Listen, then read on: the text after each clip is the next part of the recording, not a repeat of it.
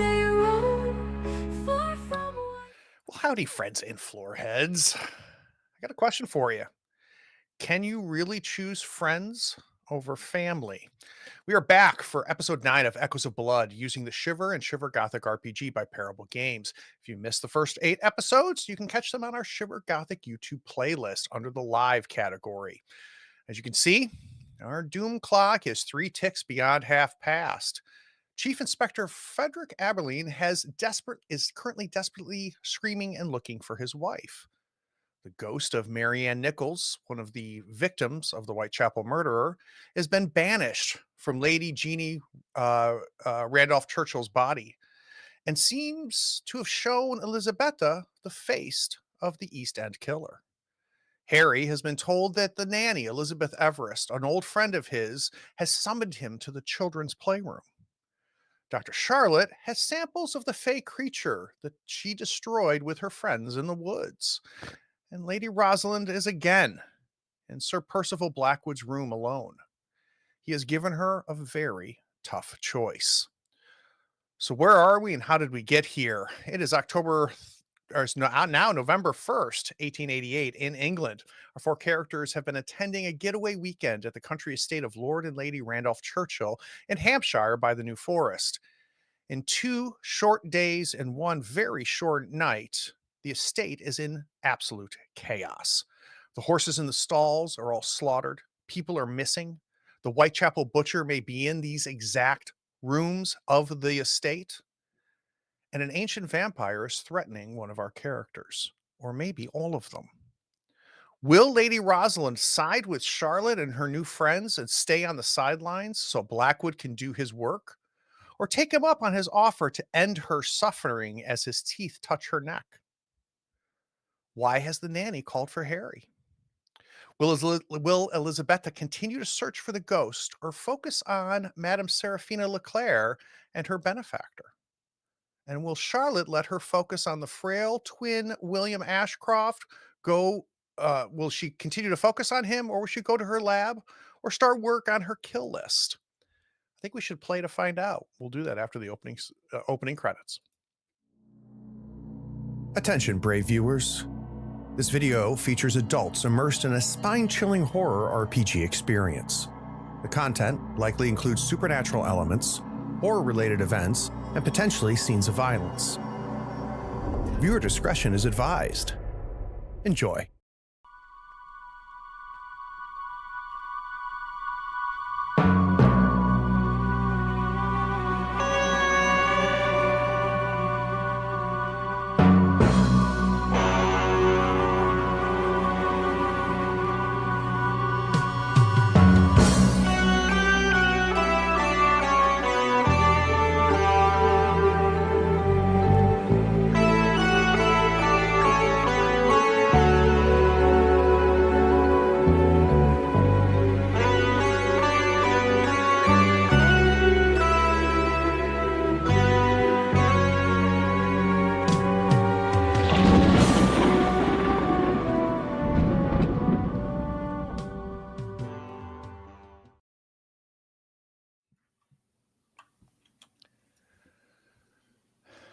So where we left off and where we're going to start is, Elisabetta, you have kind of somewhat revitalized young William enough that he's been able to speak to you a little bit. You've made it clear that his life depends on Dr. Charlotte coming out of those woods alive.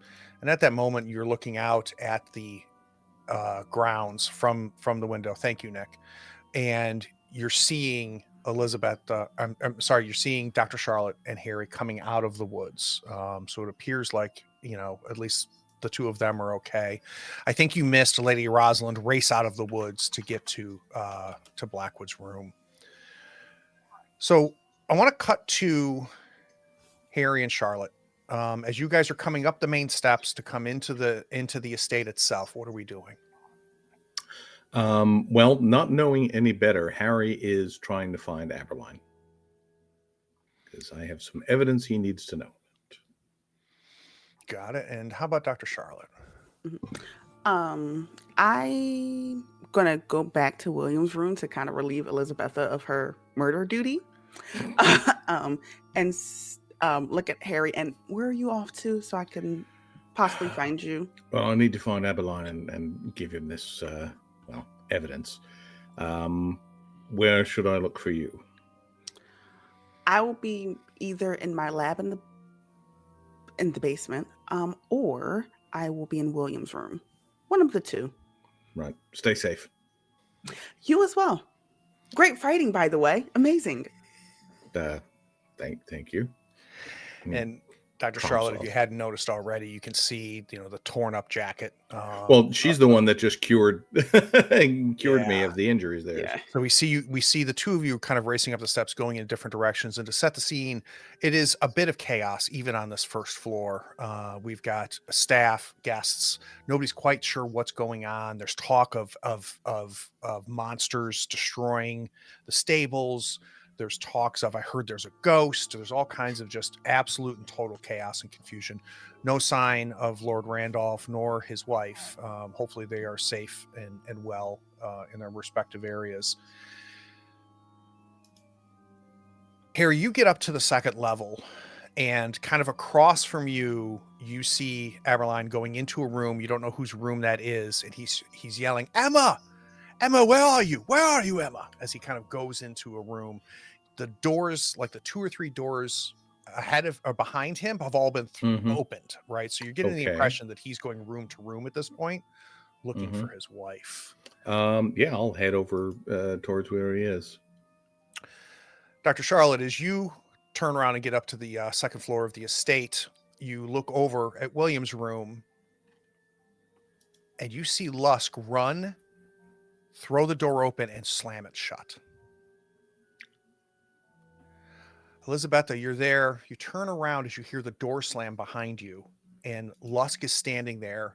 He's got his arms like trying to like as if somebody's trying to barge through the door, and he's trying to stop them, even though you hear nothing of the sort.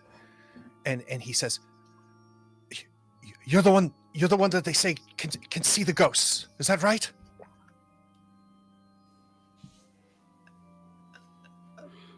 What are you doing here? It's after me. There's a woman, a spirit. She appeared in my room, and I ran, and I can sense her. I can sense her close. I need you to protect me. She's after me for some strange reason. Of course. Come here. I can protect you. Do you need to draw something on the floor? Like, how do we do this? Oh, no, nothing that complicated. And I take out my my crystal ball. I say, "Here, come here and touch this with me." So he looks like a frightened child as he comes across the room. He keeps looking back at the door, and he comes and he touches the crystal ball. Are you doing anything to Yeah. impact him touching the crystal ball, or is he just going to touch a glass ball? I am going to. What can I do? I'll cut to Harry and give you a chance to think about it. So Harry, you get up to the second floor. He comes out of that room, and he's exasperated. He's breathing heavy. He's kind of down the hallway from you. There's some staff kind of mingling about, some looking like they know where they're going, some that don't. Inspector, what's wrong? Oh, thank God. You're a friend of Lord Churchill, right? Yes, sir. You used to be staff, but you're not anymore? That's correct. That's what I understand. My wife is missing. I left her in her room. She was not feeling well for breakfast. I come back and she is gone. Her clothes, her nightcoat, and her day clothes, none of them, all of them are there. So she could not have left the room. If she left the room, she left it naked, for God's sake. And I can't find her. If I may ask, sir, and I apologize for the implication here, was the window open? Good Lord, I didn't even check. And Come. yeah, And I'd follow him. He bursts past you. He's not trying to wait for you or anything, and Right. heads to the room. You guys go into the room, and Harry, let me get a quick smarts roll from you. Let's figure out how much you can pick up immediately when you look in this room. Alrighty. You're going to get some freebies, but with some successes on smarts, you'll get a little. I'm a little more. bit smart. Yeah. So the freebie is, you come in. It is as he said, right? The bed is unmade. You can see her nightshirt at the edge of the bed on the floor. Mm-hmm. You can see how already the people assigned to her have hung the clothes for her to wear today Mm-hmm. up on the on like some hangers, like a valet hanger. You can tell there was a scuffle here. There was Mhm. some sort of scuffle that occurred. You see some things knocked over.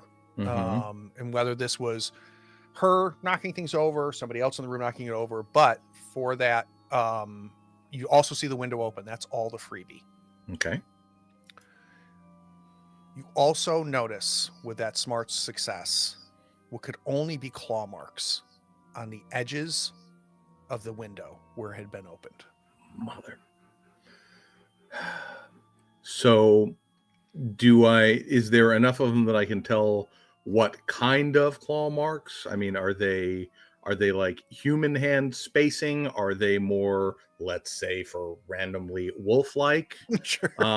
You know. So he goes, my God, the window is open. And he runs to the Mhm. window, right? Because his thoughts is that she's been thrown out or jumped out. Right. So he gets to the edge. He looks out over the edge and he's there. As you approach closer, you look at the Mhm. claw marks, and they're definitely not made by paw. Okay. Right? This is made by somebody with extremely long fingernails. And your Mhm. specific question, the answer is yes. It seems to be human hand size. Okay. And looking at it, you get the impression there was more than one. Okay. More than one person or more than one hand? More than one hand. Okay. Now, whether all those hands belong to the same person, I don't know. Right. What is outside their window? Does it open on like the backyard where we were in the woods, I think it or? opens to the front, so you see the grand driveway that leads up. You're looking out over the large circular area where the carriages would come around and drop people off to the estate, and then Mhm. you see New Forest, the edges Okay. of the forest there, the barn and every place where you used to be. That's on the opposite side. Okay. And there's no obvious, sign of, any trail from here, or, bloodstains or anything noticeable. So I will point to, the scratches on the windowsill, and I'm not going to like point them at his claws as I'm saying, scratches here, sir. It looks like someone may have gone through. God, what would do something like that? Do they have my wife? I don't know, sir. It may have been her heading out. You're only on the second floor. It's let's see if there's anything below, and I'll kind of try to lead him out and downstairs to below the window. I need to keep searching. By all means, go downstairs. When did you last see her? It was this morning. I got up early. She said she wasn't feeling well, and you can see him going right into inspector mode, right? Right into witness statement mode for himself. He goes like, and I asked her if she wanted some tea. She said no. I'm just going to lay in bed for a bit. If you want to bring something back up for breakfast, that would be fine. The window was closed. I left when I left the room. The window was closed, and I have only been gone for 15-20 minutes tops. All right. So the trail should still be fresh. One other thing, sir, and I apologize for the impropriety of the question. Was she wearing her nightshirt in bed? Well, of course, she would sleep. You're not implicating that she would sleep naked. I wish to imply. I'm just making sure I know the facts. So, I'm not going to say anything out loud for my further thought processes on that. I'm just going to head downstairs and see what I can find under the window. So the two of you are now going to leave the room. He's going to continue his search here on the second floor. You're going to be heading back down. Dr. Charlotte, you're approaching the room. You don't see who went in there, but you see the door slamming shut to William's room. Let's cut into William's room. He is touching the crystal ball with you. I have one hand on the crystal ball. In my left hand, he's touching it. And I look at him and I say, we need to kneel. Of course. Okay. Concentrate. Close his eye. Okay, concentrate. Are you the Ripper? And then I want to use my deadly divination. And then once per Doom Quarter, you may use the power of the crystal ball to divine threats. I want to verify whether he is a threat. And the crystal ball also gives me spectral sight. So he said there's a spirit following him. So I want to, it's kind of combining it, looking at him. Can I see Marianne in the room? And hopefully with, I don't know, divination powers, the crystal ball, him being open. Yeah. Now, it sounds like once per Doom Quarter, you just get this, right? It doesn't say you need a strange roll or anything. Oh boy, that's good. You're touching the crystal ball, and he says, my God, it's cold. And you close your eyes. And specifically, we're trying to figure out if he is a threat. I'm going to tell you what you see, but I'm going to start off by saying it's complicated. Lady Rosalind, you feel a drip of his saliva touch your neck. And he's waiting to hear what you're going to say next.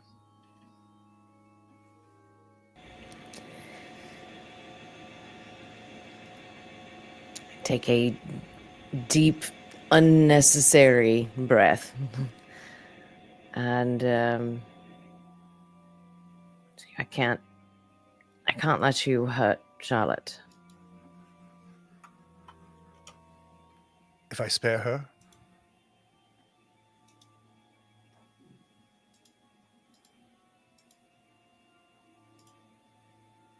Do you know what else is here? Is that part of your grand scheme?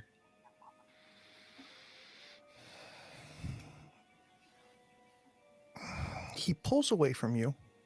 He's holding the tops of your shoulders with his hands. The grip is, it's borderline painful, but somehow not threatening at the same time. It's more a sense of control, that he wants to make it very clear that he is in control of this situation, this room, you, and this conversation. And he looks you straight in the eyes. What is going to happen today has been planned for a very long time. I can explain it all later, once I put you in touch with the rest. They must accept you. I don't have the authority to explain to you exactly what's happening. All I can tell you is that finally, the age of man is ending. And we finally no longer need to stay in the shadows. I have one thing to accomplish this weekend. The wheels have begun to spin. The reason I've asked you this question, child, is that I suspect your friends are going to get in my way. Especially the coachman. And I need you to be on the sidelines as I eliminate him if he decides to become a problem. So again, my dear, if I were to spare the little girl that you are spending time with and her homunculus, disgusting little aberration, His name is Emerson. will you do as I direct? Stay on the sidelines. We'll ride back to London together. I will put you in front of the council. We will vote and bring you back into the fold. Council.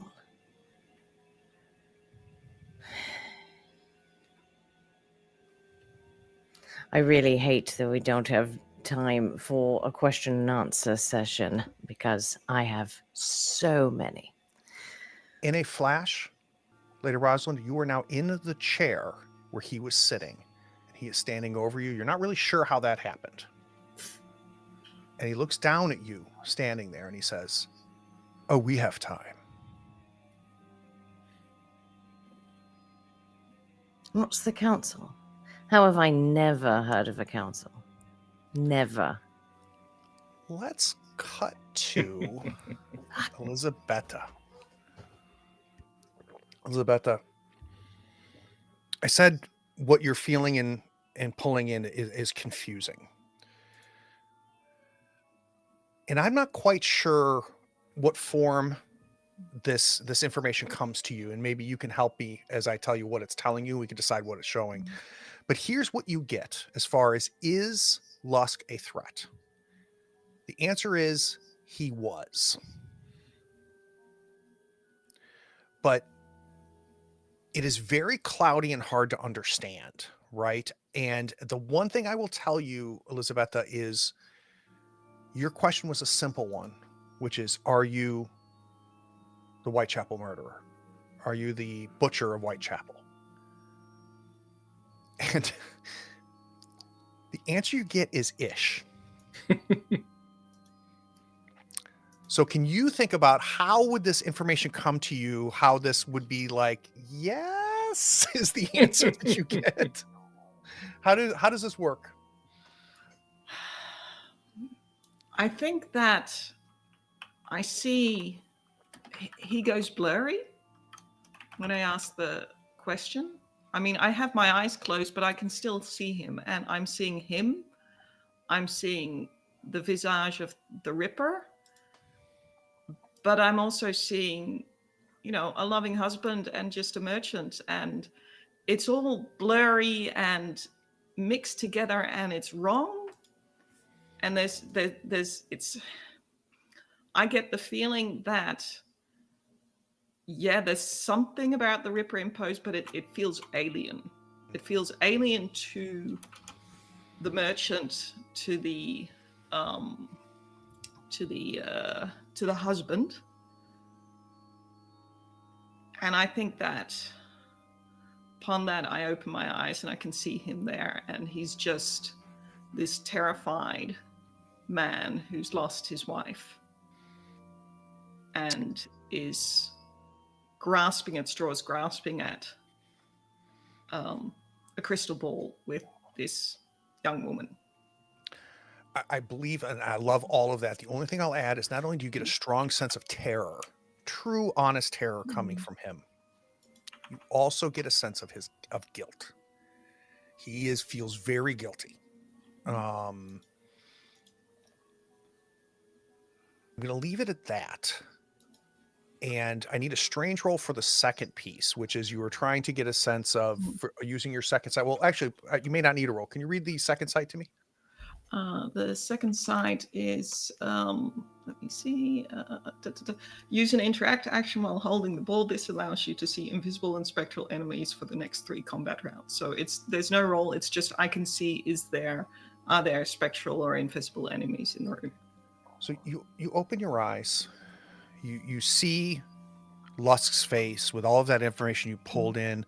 The only thing that happens is you kind of change your vision to the door, which is now opening thanks to Dr. Charlotte, is as in the corner of your eye, his face seems to cloud somehow for a moment. And it ties to the cloud that you saw over the face in the original vision of the Ripper, right? So if you remember when you first saw in Mary's shoes, there was a clouded, you couldn't read the face. Suddenly for a moment, a half second, that happens to Lusk's face in the corner of your eye. 2 things happen as the door opens. You see Dr. Charlotte's head peek into the room, but you also see Mary enter the room. And she's there, and she almost looks pristine, clean, intact, innocent as she kind of floats into the room. Harry, you get to the bottom of the steps. Actually, if I may, are there, I assume because they were going to do some hunting at some point, there are dogs at this house, yeah? Oh, I'm sure they're hunting dogs. So, yeah, in fact, O'Brien, who Yeah. we've already talked with, he would be able to help with that. As he's leaving, Aberline heads out ahead of me. I'm going to hang back for just a second and grab her nightdress and I'm going to try and get in touch with the Hound Master as we head downstairs. Yeah, O'Brien is going to be your best bet for that. In fact, Okay. let's have you running down the steps. Mhm. You see O'Brien and his party come in with their shotguns. They're cracked open so that they're obviously not load. They're loaded but not ready for shooting. Right. And he sees you running down the steps, and he Mhm. just kind of looks at you, doesn't say anything. All right. But he sees you holding a woman's Mhm. nightdress. Yeah, Mr. O'Brien, I'm afraid I will need the services of your best tracking dog. To track the beasts. No, sir. Mrs. Aberline is missing. I say, trying to keep it on the down low. I don't think I understand, Harry. She was in her room, and now she isn't. Her husband is frantic. I have reason to believe she went or was taken out through the window, and I'd like to try and find her. Is this hers? Yes. Takes it out of your hand. He hands it over to a gentleman about the same age as O'Brien, right? Late 50s, early 60s. He goes, Smith, take this to the dogs. Do you want to go with him? Please. So Smith, who I don't think you know, gives you the follow me look. Right. And rushes back out the front door with you, is now going back around to the other side where the barn and such were behind there. So you guys are running around there. Harry, as you're kind of going across the lawn and the estates and kind of go around outside of the estate to the other outer buildings, looking around on the ground, you don't see blood. You don't see any like tracks or any indication or a place where a body fell. And it's just a cursory, obviously. If you want to stop and look more, you can, but just as a cursory thing, looking like, did she jump? Did something jump out with her? You're not seeing any indication of that whatsoever. Out of curiosity, and I ask this purely by chance, where is her window in relation to, let's say, Blackwood's window? Same floor, but on the opposite, not on the opposite side, but if I was facing Aberline's room, and that's towards the front, Blackwood's would be to your left. Okay. On the same side as William's room. Okay, great. Noted. Dr. Charlotte, you come into the room, you see Lusk and Elizabetha on their knees. Lusk has got both hands on Elizabetha's crystal ball, and somehow Elizabetha seems to be looking in your direction, but not looking at you, looking at something else as you pop your head in. I'm gonna gently walk into the room and then shut the door back and stand off to the side. And as soon as that door clicks, Aberline opens up his eyes and he looks, and you expect he has to look like he's about to scream, and then he sees it's you, and turns back and closes his eyes and gets back onto the crystal ball. I'm going to. I'm concentrated on Marianne, but I can see Charlotte. I've got the crystal ball, and I just very briefly make eye contact with Charlotte, and I say, watch out for me. And I'm going to move to my astral form so that I can try and talk to Marianne. Okay. Use my spirit talker. All right. And remind me, there's no roll, but you give me some ticks, right? Yeah. So in my astral form, you can leave your body as an astral projection. But that does mean that my body, I'm just going to go limp. And for every minute I'm in astral form, the doom clock ticks up. And in my astral form, I can communicate with the spirits of the dead and enemies that roam the astral plane. Successful communication ticks the doom clock up by 2 minutes. Okay. Gotcha. So the astral form itself, is it just the communication? The communication is 2 ticks for a successful communication, and the astral form is 1 tick per minute that I'm in that. Perfect. Charlotte, you see, you were in the room when she did this, when she exposed who Blackwood was, so you've seen this before. I don't think she was then there, but she has seen this before. Okay. Because I was just with Harry when I went to. It was just Harry. Oh, yeah. It was. Okay. Gotcha. You see Elizabetta collapse, and Aberline is still holding the ball as Elizabetta, and she doesn't collapse as much as fold into the floor, just kind of gently like lay down. Lusk is opening his eyes, and he immediately sets the ball down, and he's coming to attend to her, and he's like, my dear, my dear. No, don't touch her. Keep holding the ball. It's her What? thing. Trust me on this. Do you know how to protect from the ghost as well? Yes, hold the ball. And he picks the ball back up. He goes, should you be touching it as well? No. It's just for you. Close your eyes. And if I close my eyes, Breathe. the ghost won't touch me. Yes. So he closes his eyes. He holds onto the ball.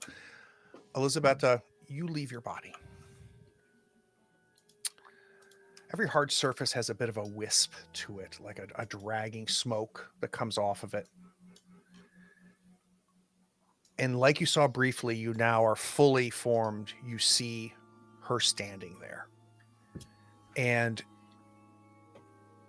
she looks at you, and she kind of tilts her head. I think she's a little surprised to see you here. Even though she's obviously sees your corporal body, but there's something different when she's looking at you now. And she just gives you this quizzical look. I'm going to glance at Lusk. Do I see anything? I mean, other than myself and Marianne, do I see any other spectral? Nothing in the room. And I move towards her with my hands open, to reach out, take my hands. I want to hold her hands in a open gesture. Yeah, like a friendly, friendly welcoming gesture. Like, Yeah. here, I am here for you.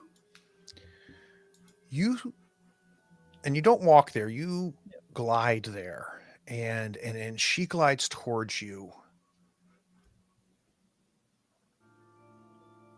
And she grasps your hands. You can physically feel her hands squeeze around you, and it is so icy cold as you hold your hand.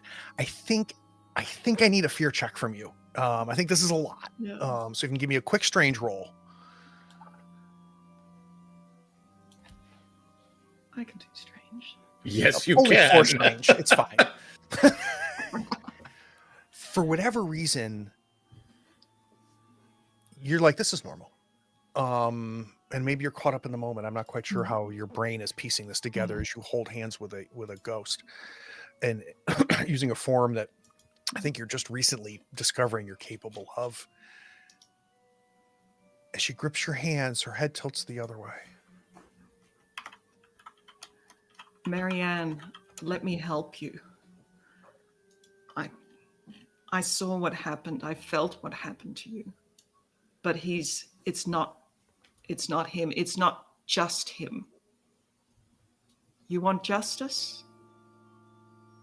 It's not just him. Who brought you here? She floats closer to your left ear. And oddly, you feel heat coming from her breath. And she whispers into your ear, it was just him. For me. Leave us. Will that give you peace? Will you be able to move on? I don't know.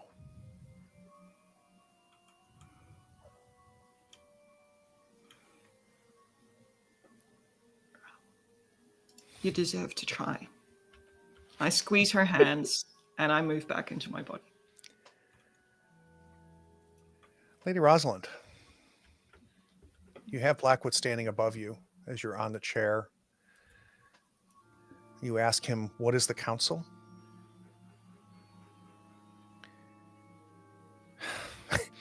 What's odd?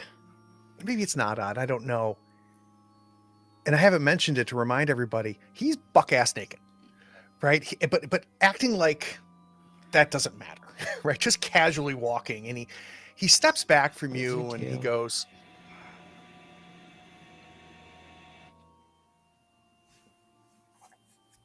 I smell how old you are. And to you, that seems very, very old. And based on who made you, I understand why you are broken away from us and have taken your own path for all of these decades, centuries. We have been living in the shadows for too long. They are chattel, yet somehow they rule this world. In the name of the All-Father, we have gathered as a council. We have put plans in place to end the age of man so that the All-Father can arrive. That's all I can say without acceptance to the council. How have I never heard of you? I have dispatched so many of our kind, and you've just allowed it, apparently? I'm not responsible for explaining your failures. My failures. I'm going to ask this one more time.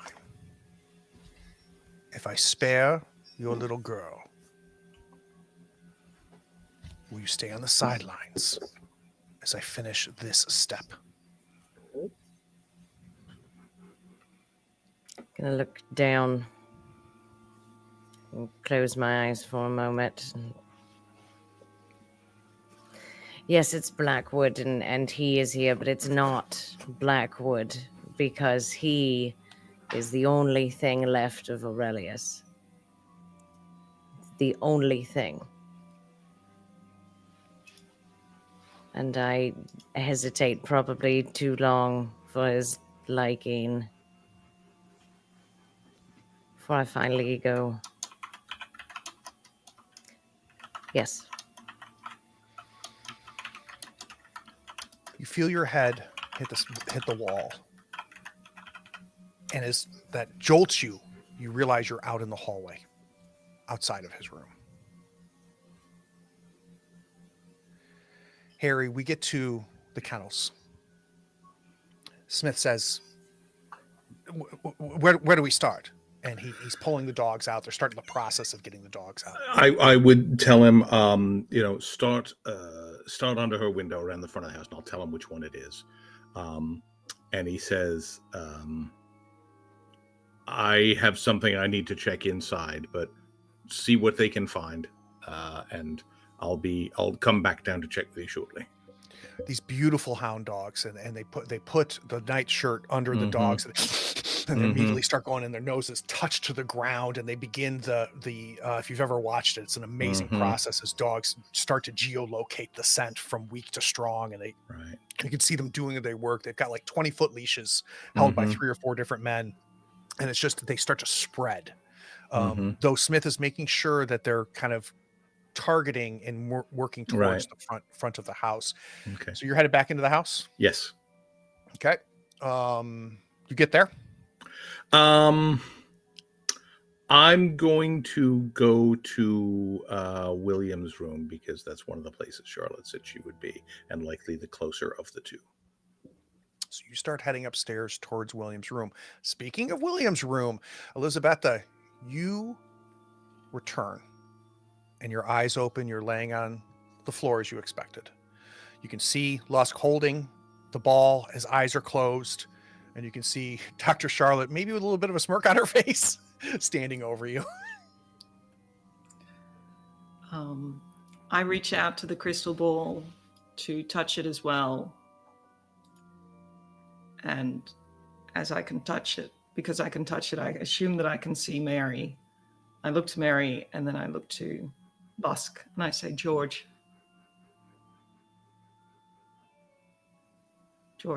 open your eyes. He opens his eyes. It's time to pay the price. It will all end. You'll be all right as long as you pay the price. So he turns behind him, and I don't know what's going on, Dr. Charlotte, but everybody seems to be looking past you. They might look at Yeah. you, but they somehow look past you. He turns and he sees what you're seeing, Elisabetta, which is Mary standing there next to Dr. Charlotte. And she's young, she's beautiful, she's innocent. And as she locks eyes with him, you see her stomach open. And her insides begin to spill out in front of her. Oh my God, oh my God, oh my God. And he drops the ball and he's scurrying back onto the bed. He goes, "You have to protect me. You have to protect me." And he's pointing at you, Dr. Charlotte. I'm standing up. I still have the crystal ball. I'm standing to one side. I'm saying, "No, George. You need to make it right. This is your last chance to make it right." My God, my God, I'm my God, my standing God. Next to, kind of at the same level as Marianne. Take the chance to make it right. He's going back, and there's a window just off from the bed. He's now backed himself over William. He's climbed over William. He's going to the window, and he's trying to open the window. He's looking back to him and goes, "Oh my God, oh my God." And she is just slowly moving towards him, leaving a trail of her insides on the floor as she's going. You're seeing her face age towards death as she moves towards him, her hands outstretched to touch him. Dika, what is Dr. Charlotte doing? Oh, she has no idea what's going on. Yeah. Like Lusk runs over William. She's like, "Oh, careful, careful." Looks at Elisabetta, and I'm just like standing off to the side, just watching this play out because I'm not going to help him at all. And I'm just repeating, George, you have the chance now to make it right, to make amends. It'll be over. You can be with your wife. Mhm. Lady Rosalind, you are outside Blackwood's room. A little stunned, I imagine. You inherently know that he has been moving you, but the fact that you have no sense of it happening, that it's happening so fast, it feels like he's relocating you instantaneously, is a little off-putting. You hear Lusk's screams. I don't know if anybody outside of the room can hear it, but you can. And it's just across the way from where you are. Just down the hall from where you are.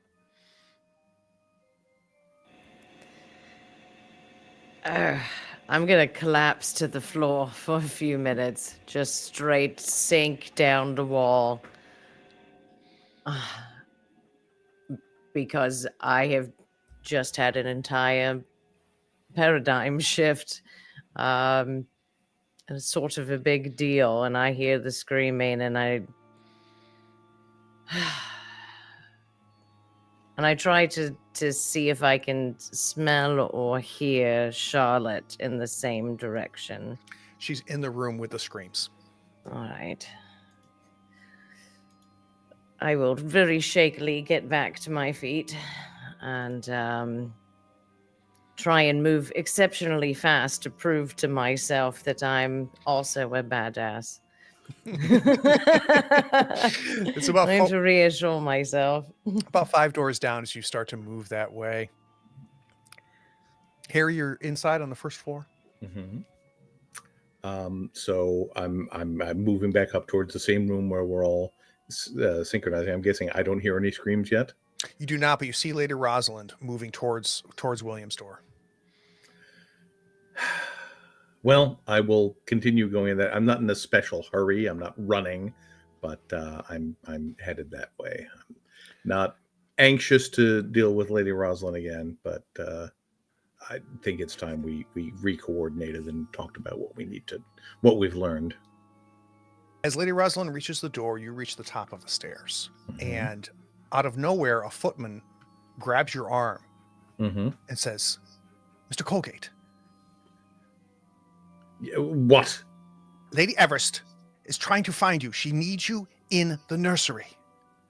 I've been looking all over for you. Someone was already supposed to have told you.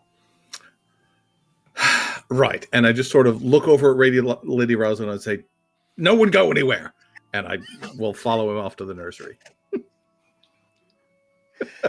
I look around confusedly. Listen, I already have one man trying to tell me what to do, and I will not listen to another. He just kind of does the behind the head wave as he's already going the other direction. So, Lady Rosalind, you're opening the door as Harry reaches the nursery door. The footman opens it up, and the kids are a little older, so you can tell it's been redecorated since you worked here. The toys are different.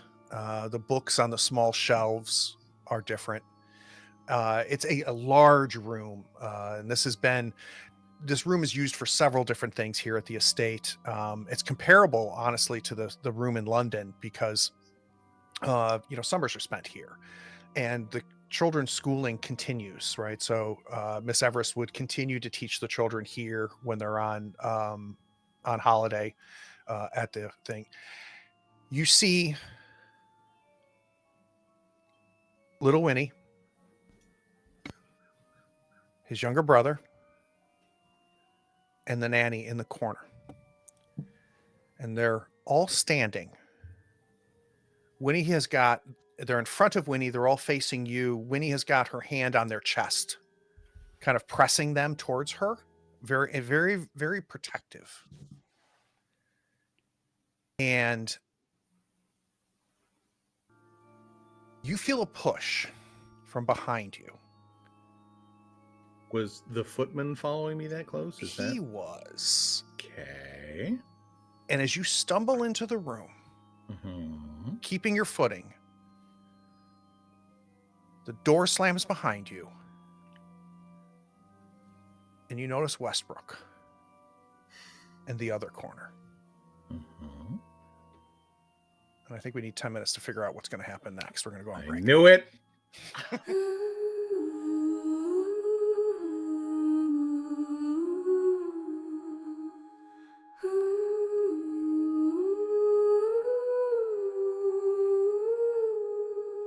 In the year of 1888, under a moonlit sky so late, Harry hunts the shadows where the monsters lie in wait. Elizabeth's crystal ball reveals the hidden truth. She sees the threads of fate in the echoes of her youth.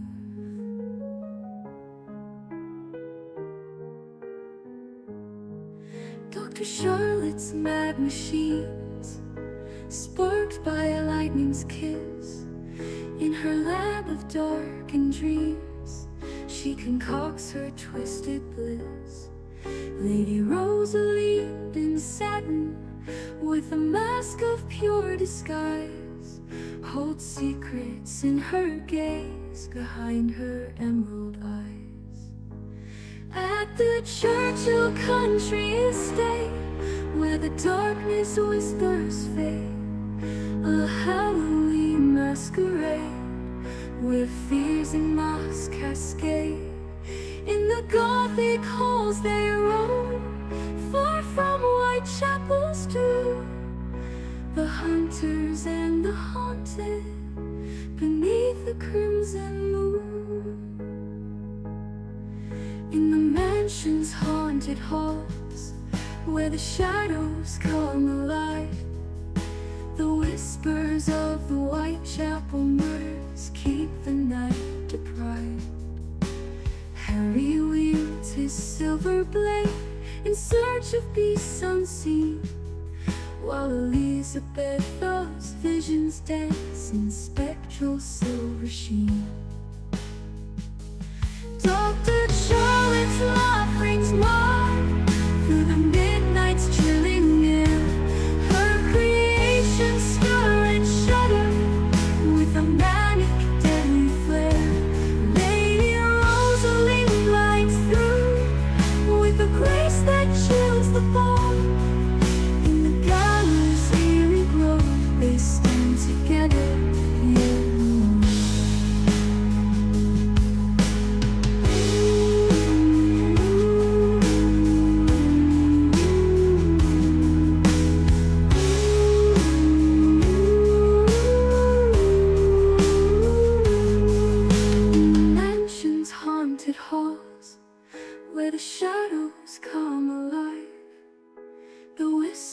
of the Whitechapel murders keep the night deprived. Harry wields his silver blade in search of beasts unseen, while Elizabeth's visions dance in spectral silver sheen. Dr. Charlotte's laugh rings wide through the midnight's chilling air. Her creations stir and shudder with a manic, deadly flare. Lady Rosalie glides through with a grace that chills the bone. In the gallery's eerie glow, they stand together near the moon. In the gallery's eerie glow, they stand together yet alone.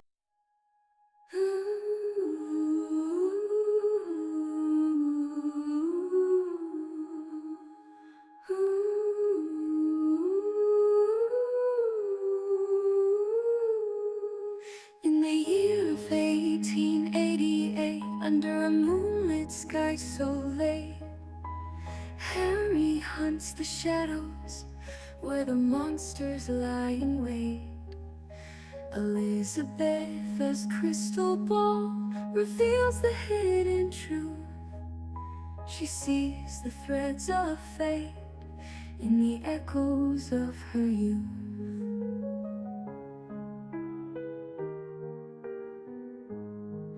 Dr. Charlotte's mad machines, sparked by a lightning's kiss, in her lab of darkened dreams, she concocts her twisted bliss.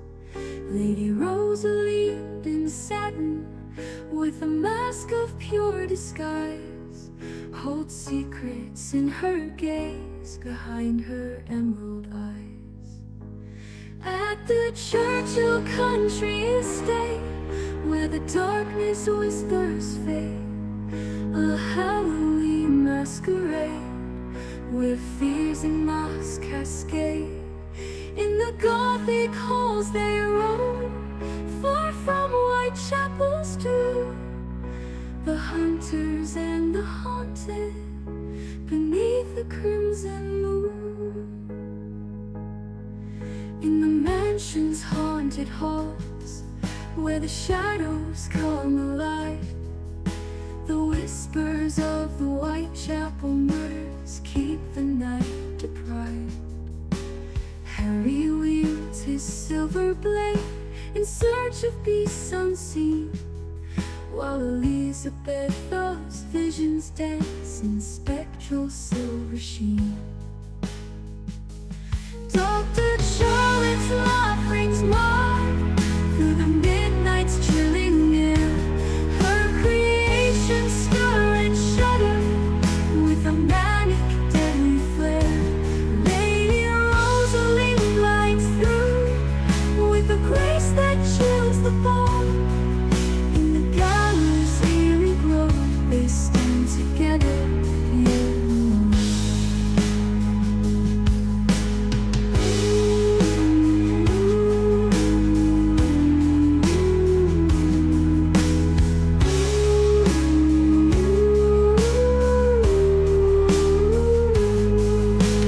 Mansion's haunted halls, where the shadows come alive, the whispers of the Whitechapel murders keep the night deprived. Harry wields his silver blade in search of beasts unseen, while Elizabeth's visions dance in spectral silver sheen. Dr. Charlotte's laugh rings wide through the midnight's chilling air. Her creations stir and shudder with a manic, deadly flare. Lady Rosalie glides through with a grace that chills the bone. In the gallery's eerie glow, they stand together near the moon. In the gallery's eerie glow, they stand together yet alone.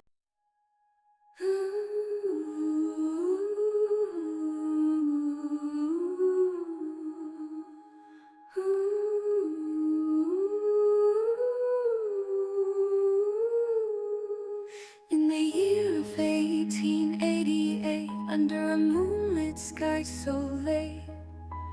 Harry hunts the shadows where the monsters lie in wait.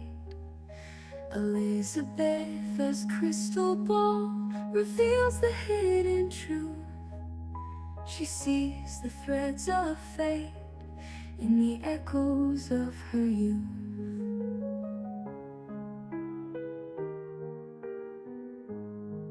Dr. Charlotte's mad machines, sparked by a lightning's kiss, in her lab of darkened dreams, she concocts her twisted bliss. Lady Rosalind in satin, with a mask of pure disguise, holds secrets in her gaze behind her emerald eyes. At the Churchill country estate, where the darkness whispers fate, a Halloween masquerade, where fears and masks cascade. In the Gothic halls they roam, far from Whitechapel's tomb, the hunters and the haunted, beneath the crimson moon. In the mansion's haunted halls, where the shadows come alive, the whispers of the Whitechapel murders keep the night deprived. Harry wields his silver blade in search of beasts unseen, while Elizabeth's visions dance in spectral silver sheen. So, Lady Rosalind, you throw open the door, and I'm going to reset the scene for you. You see off to your right, Elizabetha and Dr. Charlotte are standing next to each other. You see, for the first time for you, William laying on the bed. And oddly, Lady Rosalind, William doesn't look much different than someone that's been drained enough to become, say, a thrall by one of your kind. He's got that same just gaunt, drained look to him. But instinctively, you know that he has not been turned into a thrall. You would sense that immediately. And you know what's been going on with the sister, so it all pieces together. Then you see Lusk. And all three of you are watching him as he's now fallen off the other side of William's bed, and he's standing up, and he's messing with the lock on the window, and he's looking back, goes, my God, and he throws the window open, and he climbs up onto the ledge, and he goes, no, and he's kind of bracing himself on there, and he goes, no, and he's looking at nothing, Lady Rosalind. Then he looks outside, and he looks at nothing again, and looks outside, and jumps. I'm gonna run across the room and try and grab him by the front of his Ooh. suit. If I see that, I'm going to try and intervene. Oh! So, let's work. But I'm Charlotte's just like taking notes. probably won't be very effective, but I'll just, kind of shout no and try to, well, not grab you, but just no, let her. All right, so let's do it in sequence here. It's going to take a successful wits roll for you, Lady Rosalind, to close the distance and be able to catch him before he leaps. Okay. Oh, what's wrong? Okay.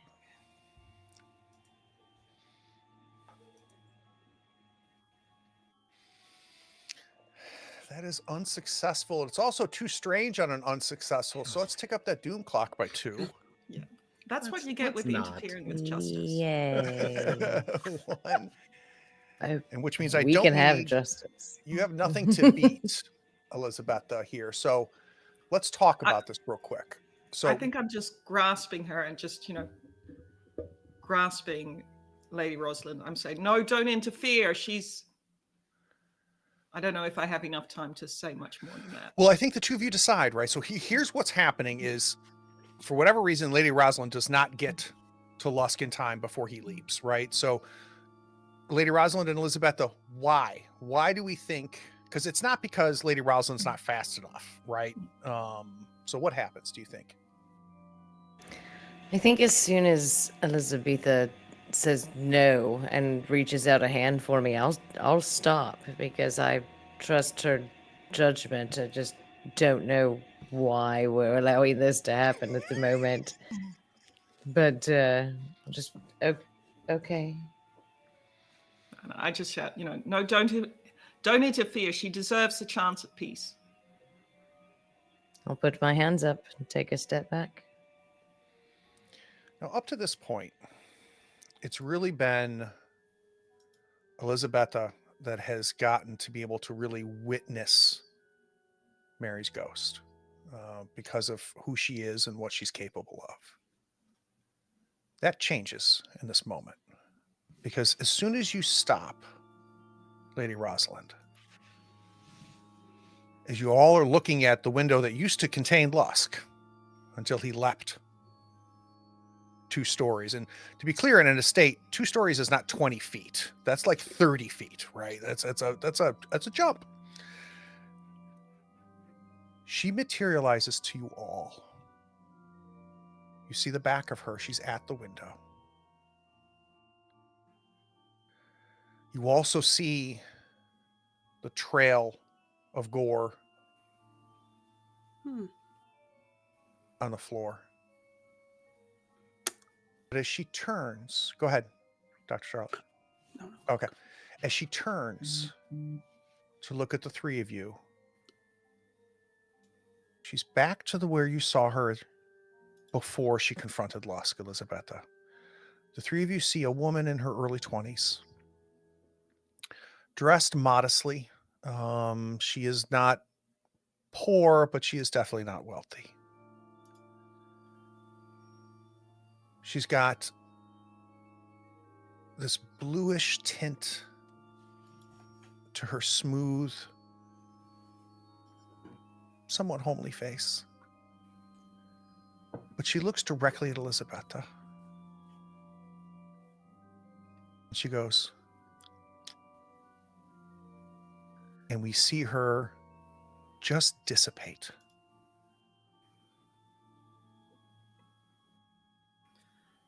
I'm going to kind of stagger to the side to a chair, and I'm still grasping my crystal ball, and just sit down and say,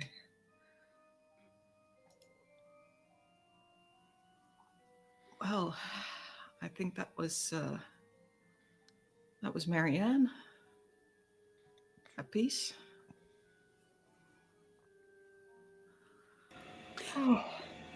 I won't lie, I am curious if, like, how he was doing the killings, why he was doing the killings. It wasn't I'm just going to him. walk over and shut the window. It wasn't just him. There was killings. He killed her. He was the Ripper for her. But I think something was controlling him. There's something else. I think there's something possessed him. But Marianne's at peace. That's the important thing for now. But there's something else out there.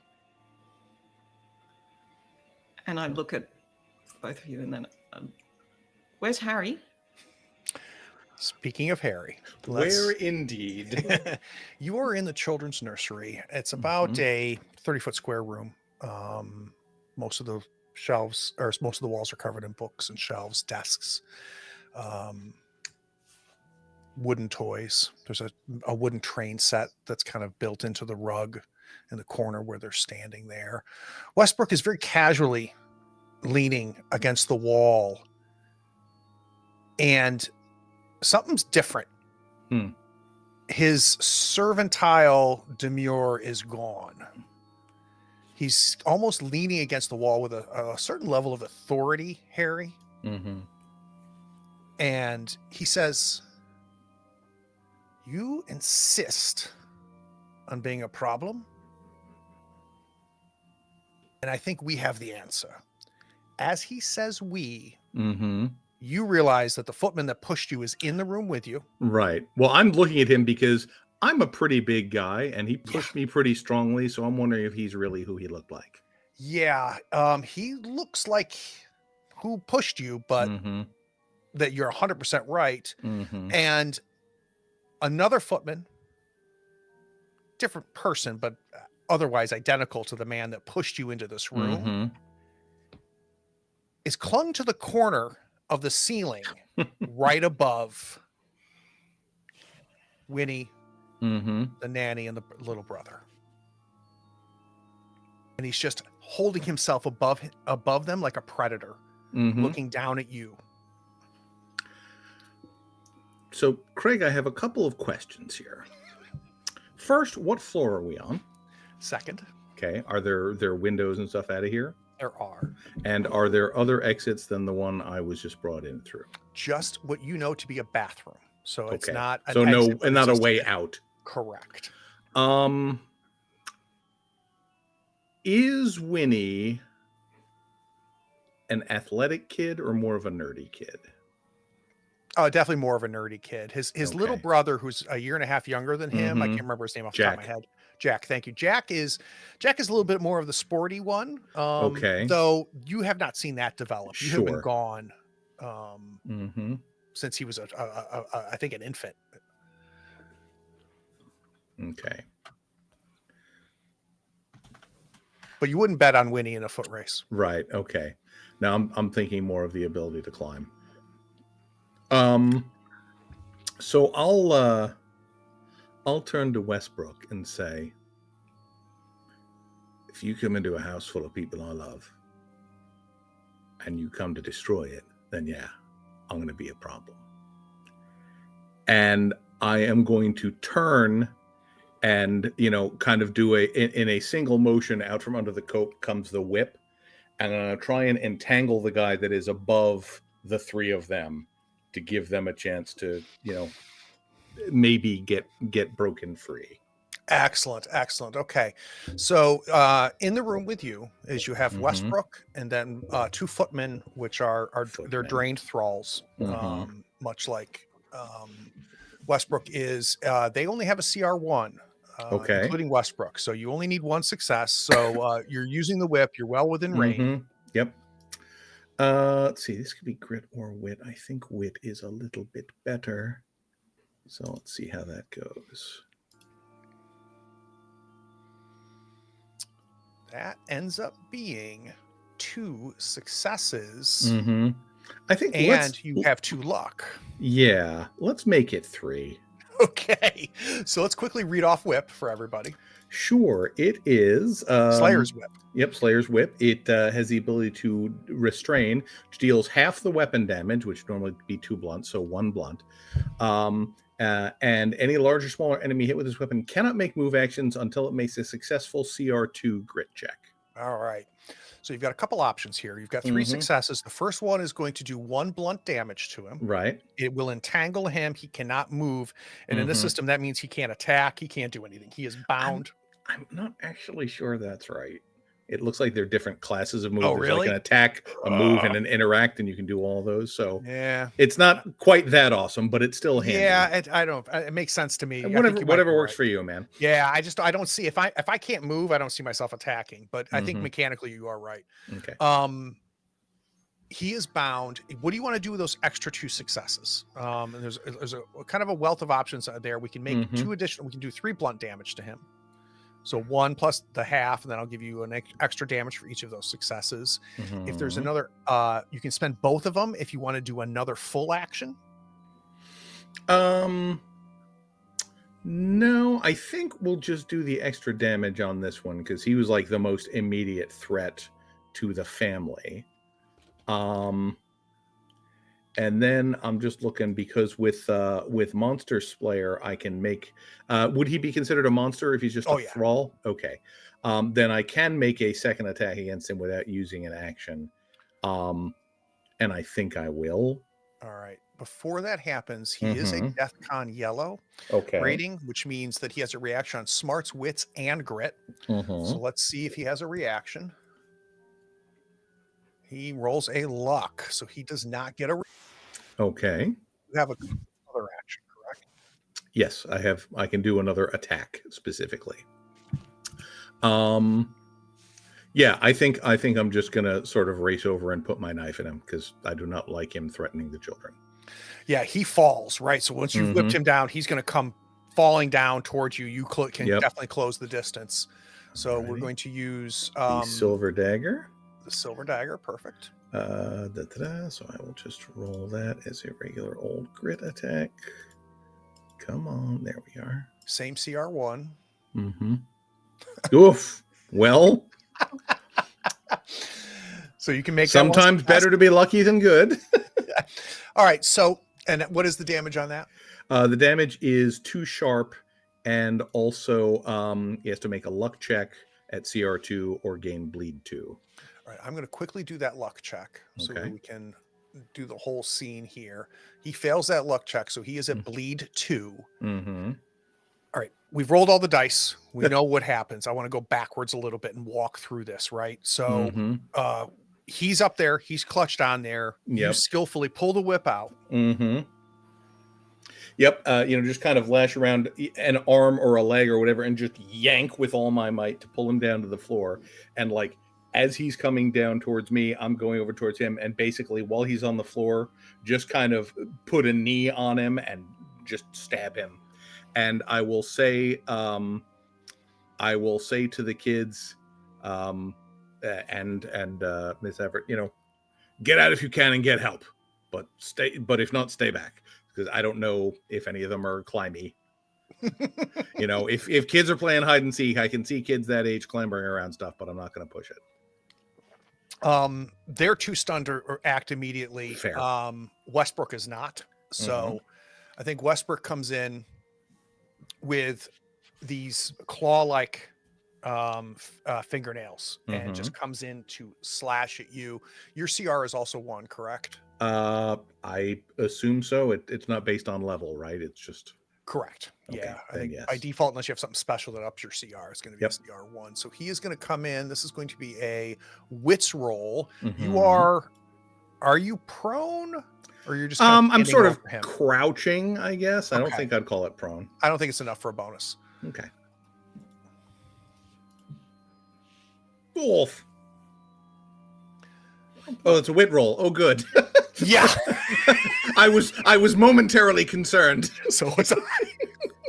I quickly clicked back over and I'm like, no, it's definitely wit roll. That's good.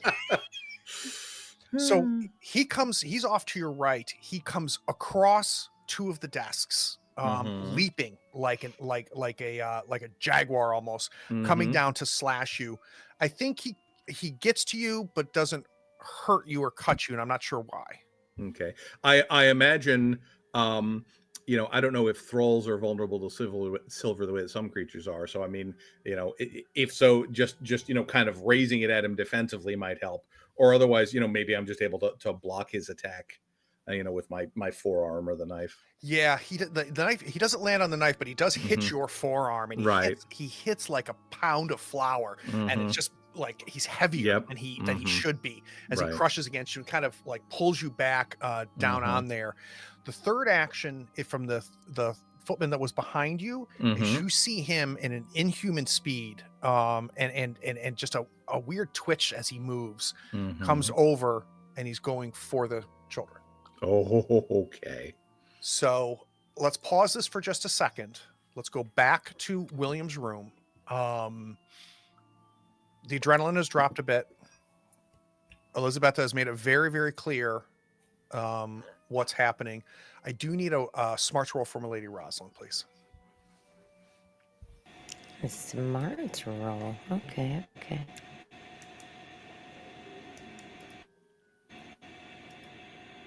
If you have not banked a luck, you can do that because you rolled a luck.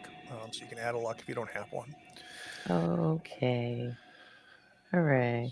So the 3 of you just saw a ghost leave and pass on.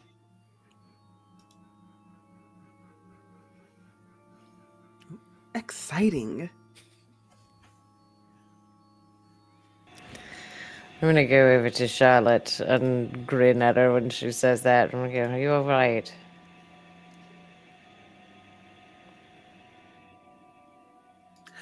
Well, 2 things fixed.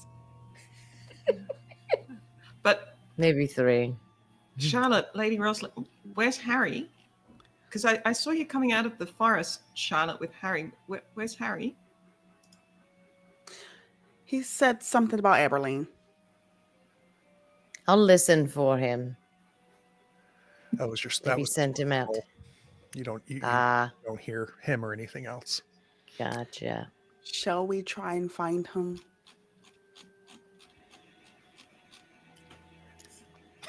Yeah. Yes. I I think get we should, yes. Because I can certainly go back to my lab.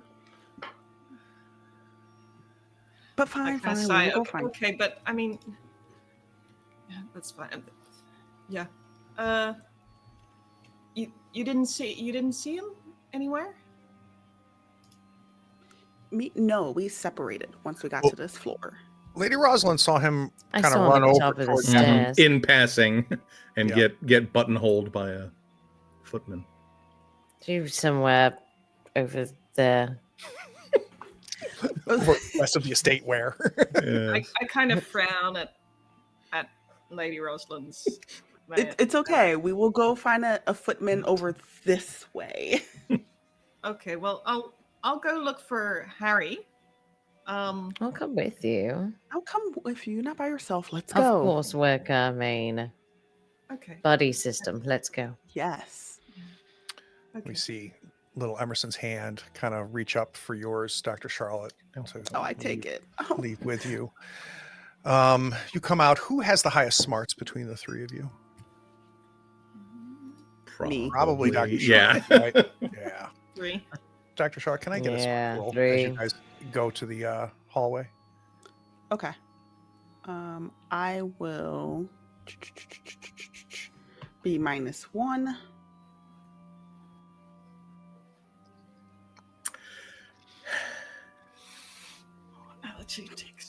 So not only is that a failure, but I get 2 more ticks. Yeah, rub it in, Craig. Well, I warned you guys just from experience in this system. Like it Stop happens it. fast, and it seems to happen fast in this 3rd quarter, like you'll never seen before.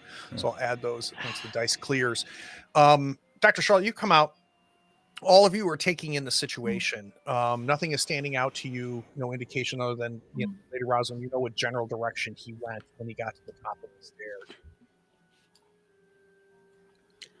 Cut back to the nursery. Question though: were any of you present when Harry was told that the nanny was calling for him? I think Lady I think Rosalind, Lady because that was just Rosalind. at the top of the stairs. Yeah. I'm talking about the first time, right? Oh, Oh, I think I was I with Harry? I want to say you were, Dr. Charlotte. no, I that- think it was while I was off in the forest. So Okay. it might have been Elisabetta because she was the main one in the house. let's do that. Yeah. Let's have Elisabetta. You remember that he thought he was going to look for Aberline, but he was also been summoned by the nanny. So we're going to cut back to Harry.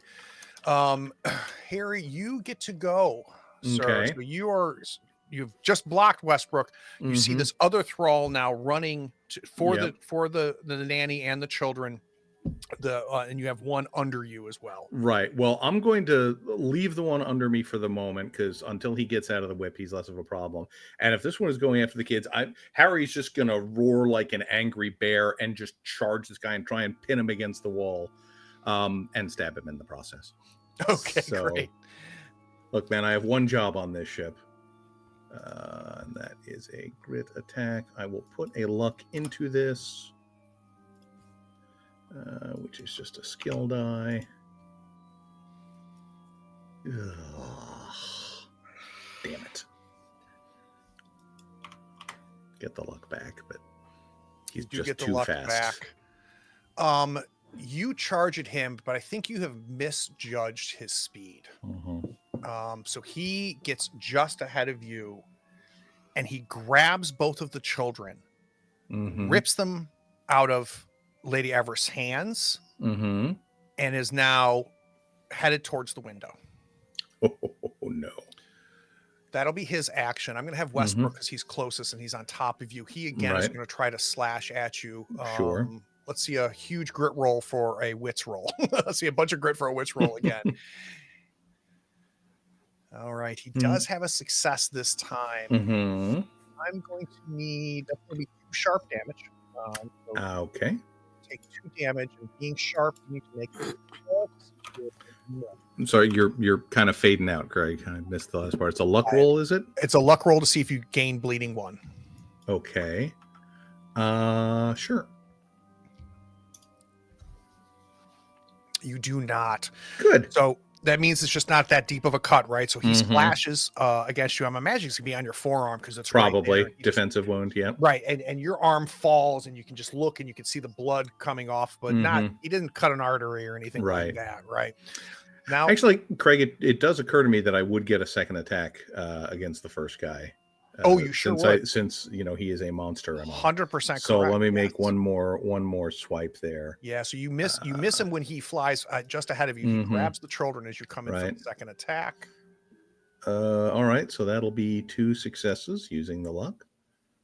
Oh yeah. Very nice. So again, that is going to then be 2 sharp damage to him. Mm-hmm. Let me get my guy right up here. He's going to need to take a 2 luck roll to not be bleed. Right.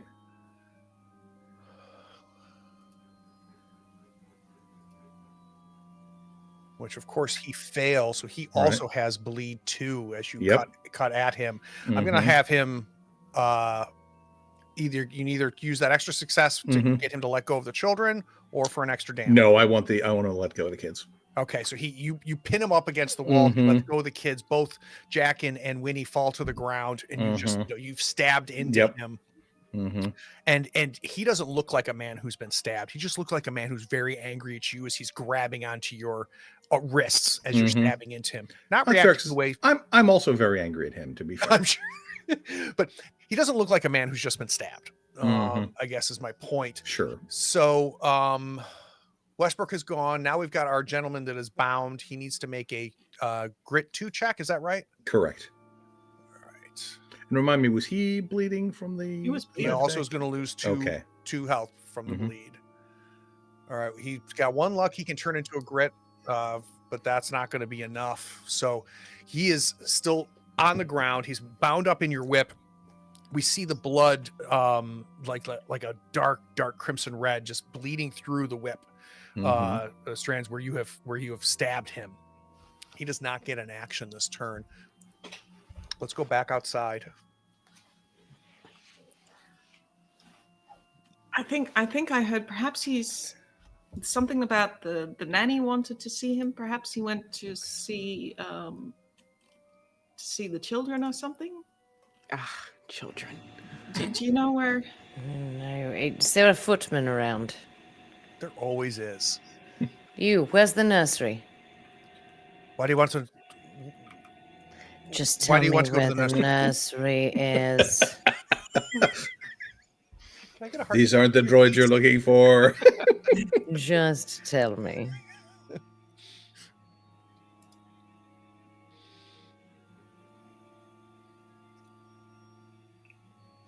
You get a heart check?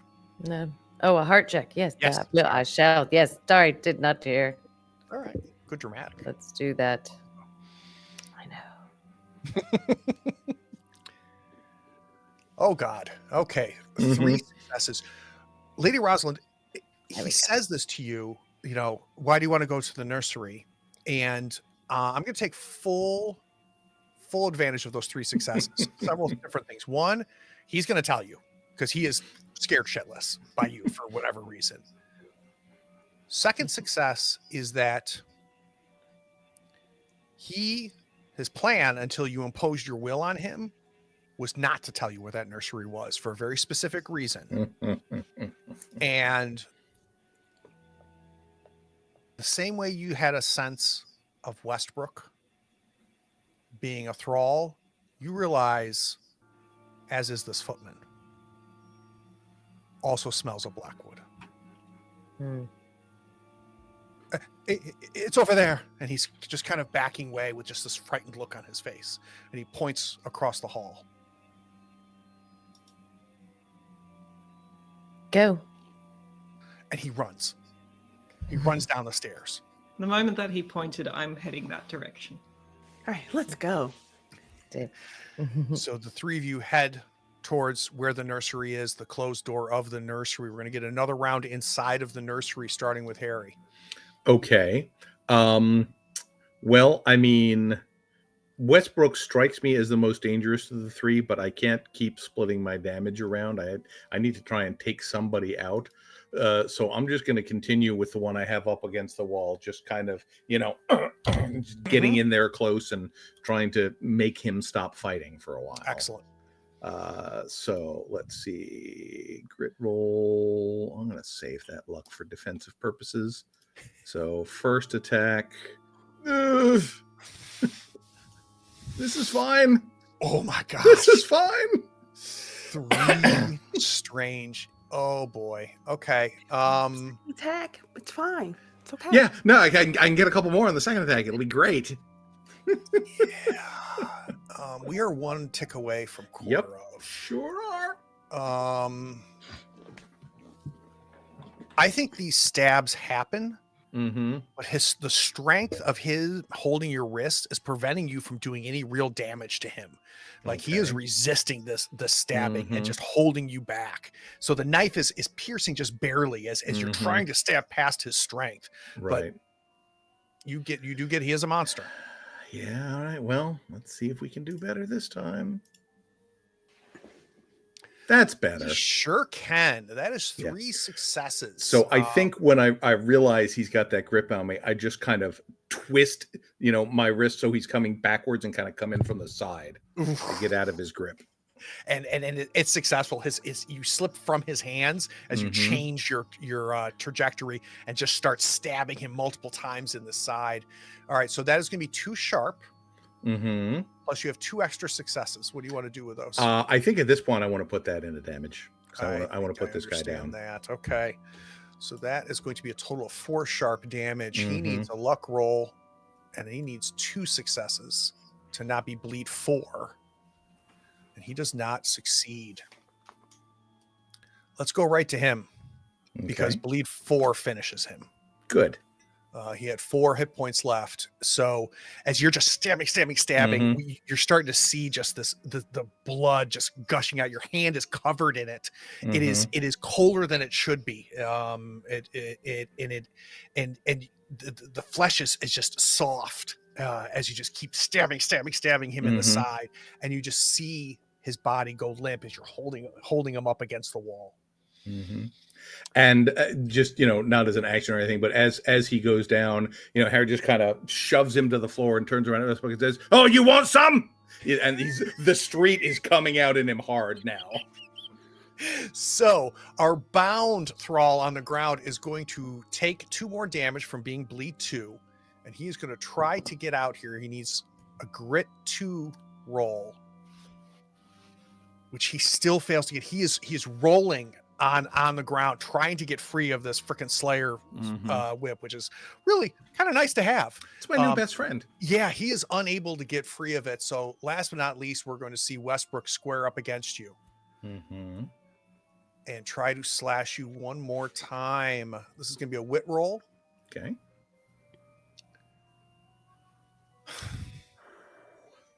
So he slashes at you again. He falls short. In fact, I think if anything, the thrall at his feet kind of make him lose his balance as he goes into lunge to you. And he ends up the claws. You can feel the wind of both of those claws go across your face without touching your flesh. The door flies open to the nursery. The 3 women are standing there. You are seeing Westbrook slashing at him. You're seeing a body of a footman on the ground. You see the nanny trying to get to the children to pull them back up to their feet. You see Harry squared off against Westbrook and another thrall on the ground, bound in a whip. All 3 of you get an action. Huh.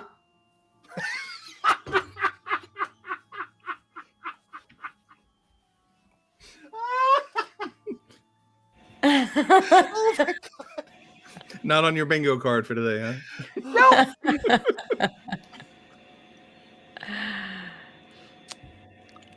I am going to come put myself between Harry and Westbrook. And I'm going to look at Westbrook and I'm going to go, what the hell are you doing?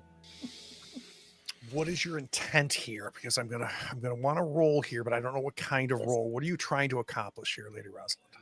I'm going to go, I am protected. And he is protected by me. Oh, this is Give me a heart roll. Ooh. this is gonna be fascinating. Ooh. Do something good. Because of your talent die, you get 2 successes from that. 3 if you use the luck. This will be an opposed roll, so he's going to, with just his 2 heart, try to oppose this. He needs a heart on both. So, well, she's got 2 luck, so couldn't that be 3 successes? oh, Well, it it doesn't matter. It doesn't matter. Anyway. I am going to do that, yes. Yeah. So he stops and he's staring at you, and you see his body language as he pulls back a little bit, and he goes,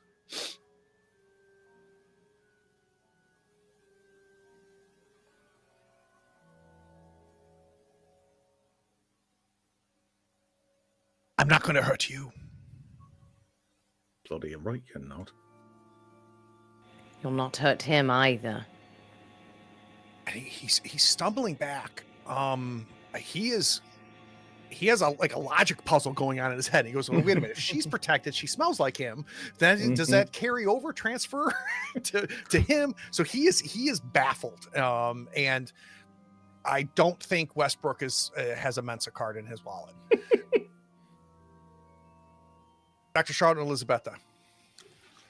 Oh, so, well, a little bit before that happened, I raised the iron bar I still have. And then and I'm gonna just hit Westbrook over the head. Nice. So as he's stumbling back, we see Dr. Charlotte come in with a baseball swing, iron bar to Westbrook's head. His CR is 1. Okay. Is that a wits or a grit roll for you? It will be Should tell I you believe it's a grit roll. It's a Grit, grit roll. okay. Yeah. Get him. And then 2. If I can, perhaps if I can intervene. Yeah, go ahead. What were you gonna say, Elizabeth? Well, I thought, I might be able to help, but I think this is something that the rest needs to chime in on, whether they're okay with this, because I have a power of illusion that I could perhaps use to distract, but it does tick up the doom clock run. So I'd kind of rather not. yeah, no, okay. I mean, it's a little unfair because we've already seen the roll, but also I do not want to get us, any closer on the doom clock right now if we can help it. Fair enough. Then I think I'm just going to, just shout like, "Watch out!" or Harry. Dr. Charlotte, he did not see you coming. You come across and you hit him with the bar and it knocks him. What is the damage on it? I don't have a damage because it was just an improvised weapon that we got. Oh, okay. So it'll be 1. So it'll be 19. Yeah. He has 19 health left. You hit him on the bar and he kind of staggers back as he takes it. I've got still Elizabetha with an action, and I also have Emerson with an action as well. Emerson will not act. Okay. Yes, And Elizabeth is just going to kind of run in the room, try and evade Westbrook and get to Harry's side. Gotcha. All right, back to you, Harry. You have got now Lady Rosalind between you and Westbrook. We've got our thrall on the ground, bound by the whip, does not seem able to get himself untangled from the Slayer's whip. So in my previous experience with vampires, which is not a lot, but is some, are thralls, I mean, is there a way to get them back, or are they kind of permanently? Lore-wise, it's inconclusive. Yeah. You've heard tales, yes, tales, no. Tales that with time they become full vampire, in time they just die, in time with proper with a priest and so on and so forth, they could potentially be pulled back. It's Mhm. not real clear. Okay. So what I'm going to do is I'm going to walk over to the guy on the floor, just put a foot on his chest, point the knife down at him and say, "Stay down." And we'll go ahead and have him take a turn, which with his bleed, he's done. Okay. So you end up standing Mhm. on a more than dead Okay. footman's body at your feet. Then I'll start untangling the whip. So you start to untangle the whip. Westbrook, I think he needs a CR1 heart check to be able to do anything, to not be completely thrown, because your CR is 1, right, Lady Rosalind? I think he needs to get his wits about him, which he does. So you see him crouch down, and he's going to slash at you, Lady Rosalind. I think he's going to attack you. Yeah. Okie dokie. Let's go ahead and do that with a wit roll to your CR1. Rosalind, as he slashes at you, I need you to take, it's going to end up being 3 sharp damage. So take 3 damage plus the 1. Those are the 2 successes. And then it bleeds. Craig, you're really, at least on my You've end, gone getting kind you're of weird. muffled. Yeah. So I'm Very muffly. mumbling as I talk. So Yeah. you take 3 damage. It is sharp damage, which means you need a luck roll to not be bleeding. So if you can roll luck for me, you just need a CR1. Okay. I can. Okay, so you're going to pick up bleed 1 as he slashes at you, much to Nothing. your shock, Yeah. possibly, Lady Rosalind. But he is the only actor left, so you guys get to choose between the 4 of you, if we count Emerson. What's next?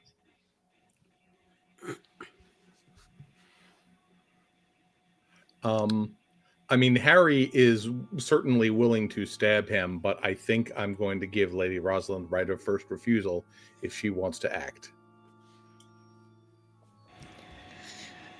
I'm going to give him a little smile. And I go, "Oh, you just really messed up, my friend." And I am going to reach up in my hair and pull my hat pin and jam it in the side of his neck. Excellent, excellent, excellent. He is CR1. Your hat pen, doesn't he use wits or grit? Oh, let me find my thing. Grit.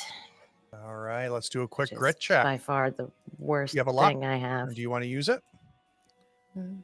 You have a luck now. So Yes. he is able to put his arm up to block the hat pin from reaching him as he goes there. Elizabeth, Harry, Dr. Charlotte.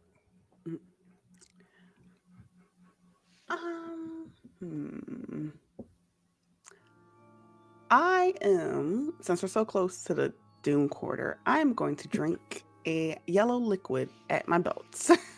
Oh, so can we read this power off to everybody? Yes. So I have a special serum. So once per Doom Quarter, I roll a skill die.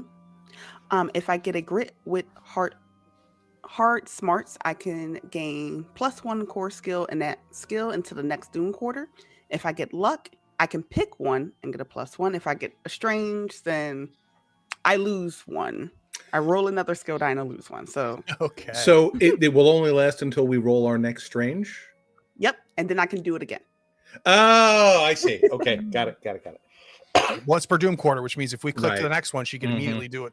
Right. So this one won't necessarily last very long, but okay, I see what you're doing. So I am All right. going to Just roll. roll a d6. You get to choose. Nice. We're gonna pick smarts, baby. Okay. Even So go ahead more and add Bram. a skill die, not a talent die, to your smarts. Yes.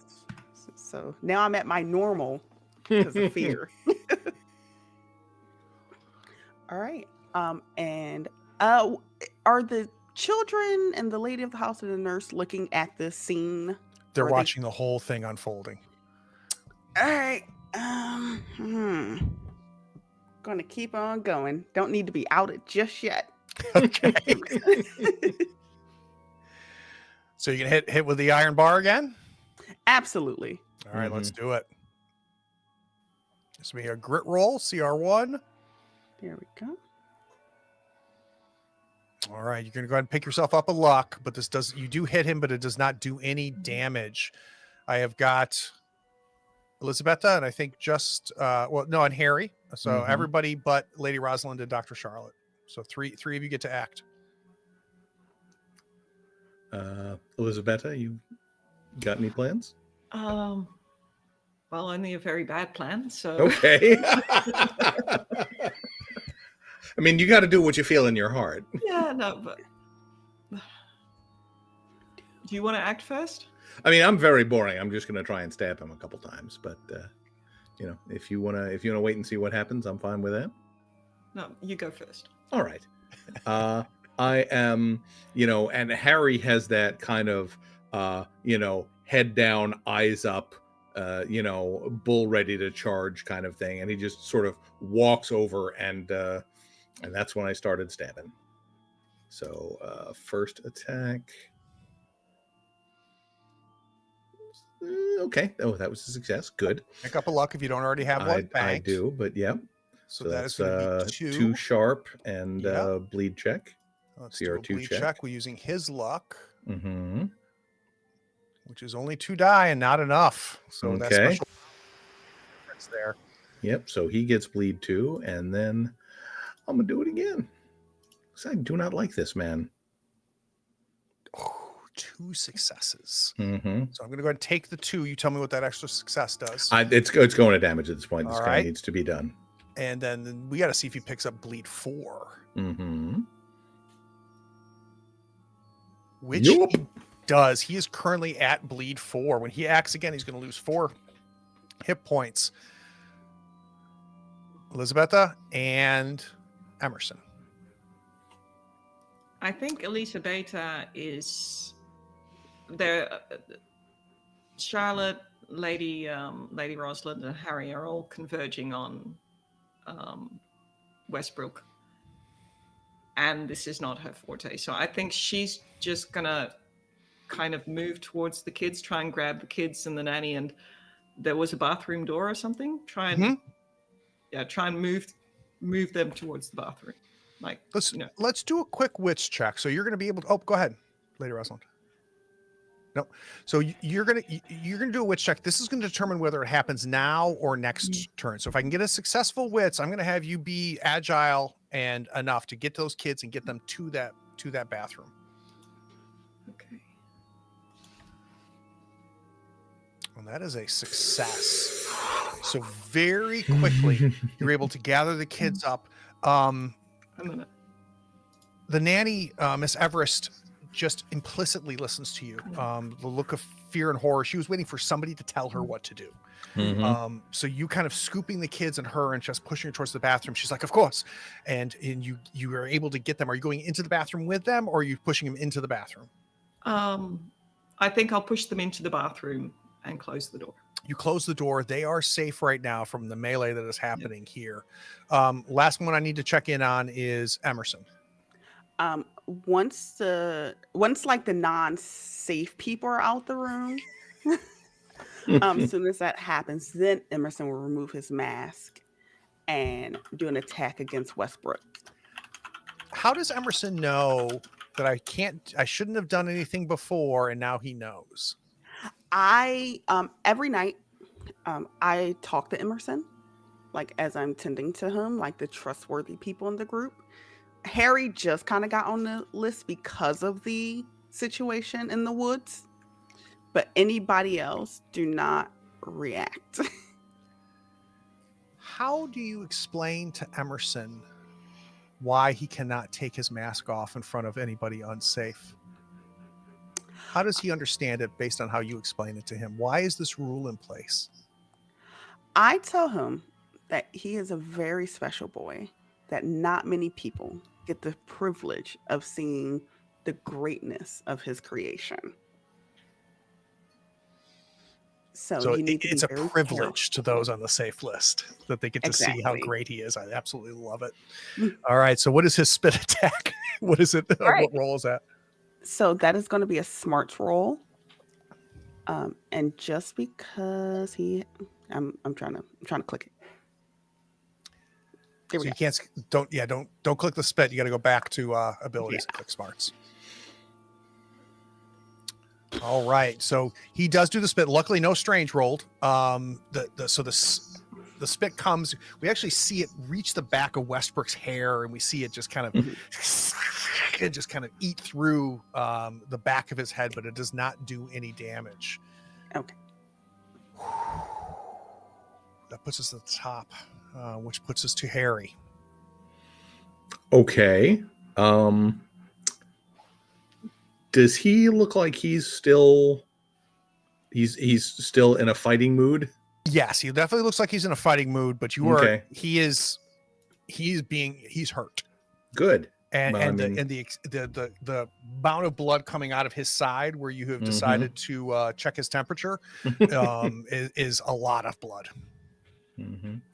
So Harry doesn't even say anything. He's just kind of almost mechanically going in and trying to finish this guy off. Let's do it. So first attack. Oh dear. Well, that didn't go well. So a couple things happen here, Dr. Good news, Dika. Dika, I need you to drop your smart Yep. by 1. And then we are now at quarter of.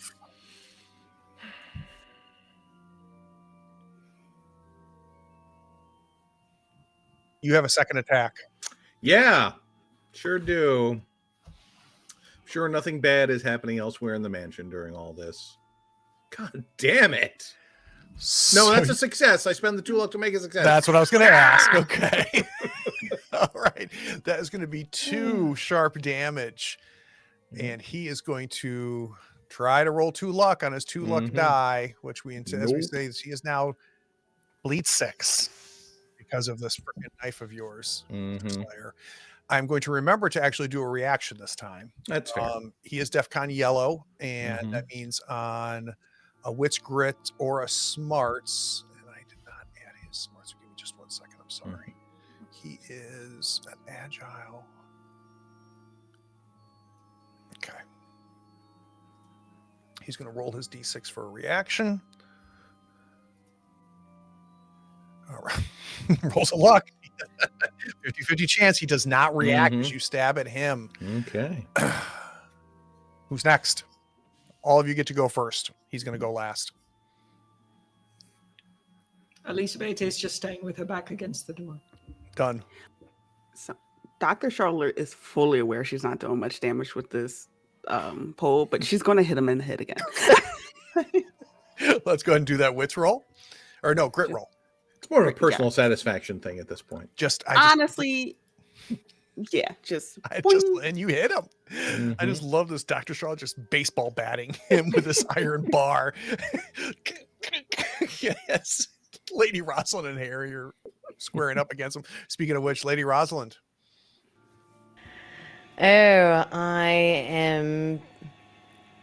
I think I'm going to just mentally reach out to Blackwood and I'm just going to say, call off your dog.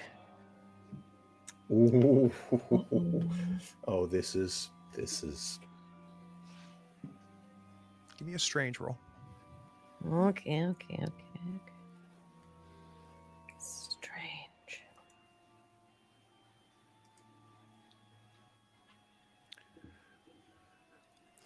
Would love one good roll anytime this entire game. Here's what happens.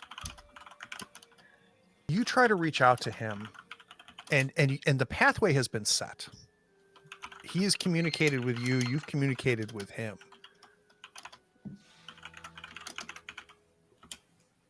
You not only don't succeed, but you immediately sense that you are being actively blocked. from your connection to him.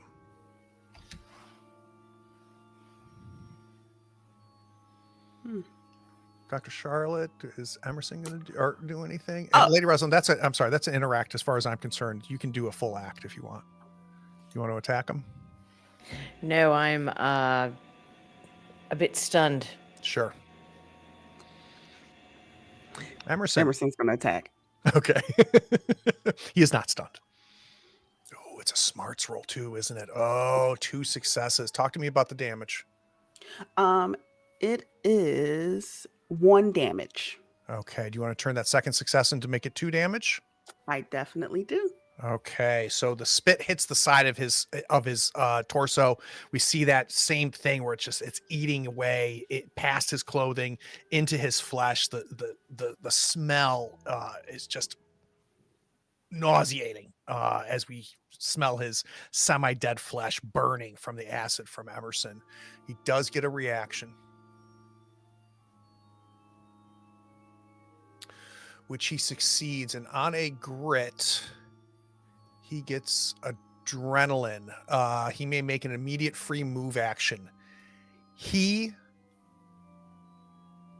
in a sprint, immediately has gone to the window and just with his arm shatters the frame of the windowsill. Doesn't unlock anything. The glass breaks, the wood shatters away, and now the window is open to him.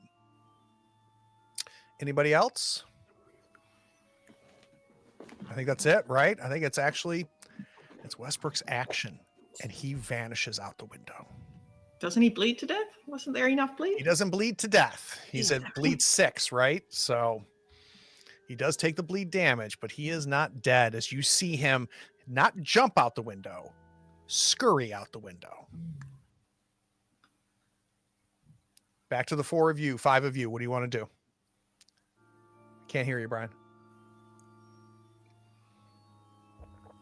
Is he like climbing down? Is he going sideways? Can we tell which way he's going out of the window? All right.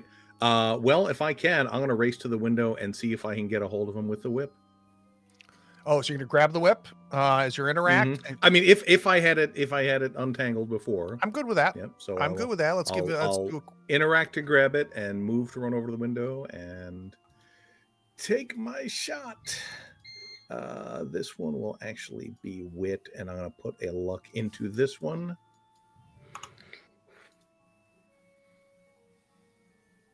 Well, it's 2 successes. I'll take it. So it by default, if I remember correctly, it's 2 blunt. Yep, but I definitely want to entangle him, so it would only be 1. Okay, and then with the extra, or 2 with the second. Or actually, if I can get him entangled, I would like to try and yank him back towards us. Okay, I'm good with that. So he'll take the 1 blunt damage, and you pull him back into the room. Yep. Perfect. You get a second. No, you don't. I mean, he's fleeing and he's bleeding. I'm just going to try and, if I am, I'm just going to try and pin him. You know, if he's prone, I'll put a knee on him. If he's standing, I'll put him up against the wall. I just don't want him getting away. You can put a knee on him. He's definitely fallen to the ground as he's there, and you put a knee down on him. Mm-hmm. You see his eyes go glassy. And whatever life he still had in him, you see go away. As his body goes limp under your knee. But Harry, as you're standing, kneeled on him by the window, you look out the window into the mid-afternoon sun. Out of the forest, you see what can only be described as 3 very large wolves charging out of the trees towards the estate. Unnaturally large, not dissimilar to what you encountered at the very beginning on your way in to the estate. And I wish that was the scariest thing. Because what is almost blocking the sun and can only be described as a bat with about a 30-foot wingspan, blocking the sun, casting a shadow over the estate as it flaps towards you. Let's go to credits.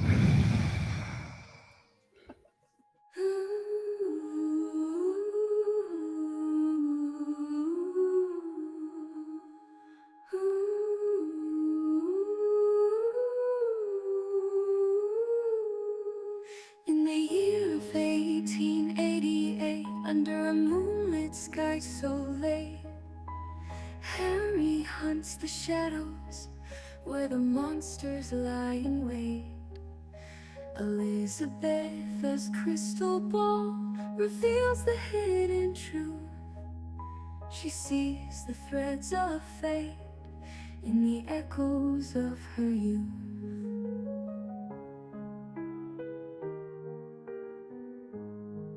Dr. Charlotte's mad machines, sparked by a lightning's kiss, in her lab of darkened dreams, she concocts her twisted bliss.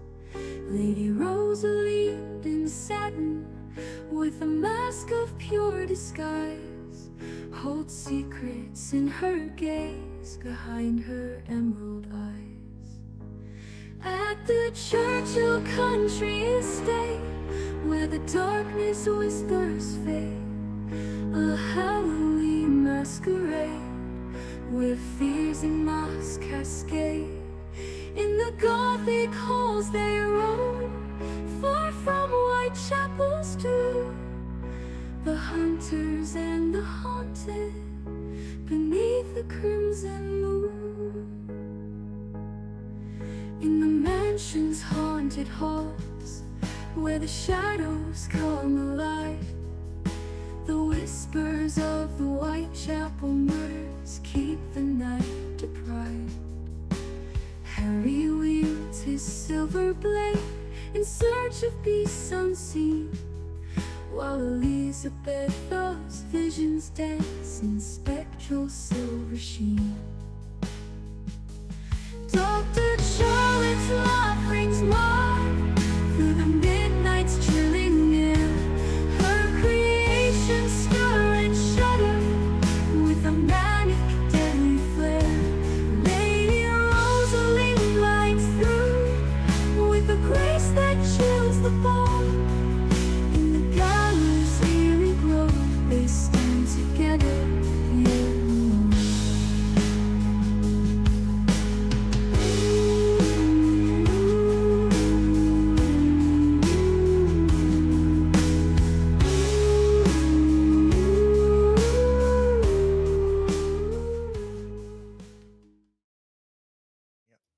All right, bringing us back.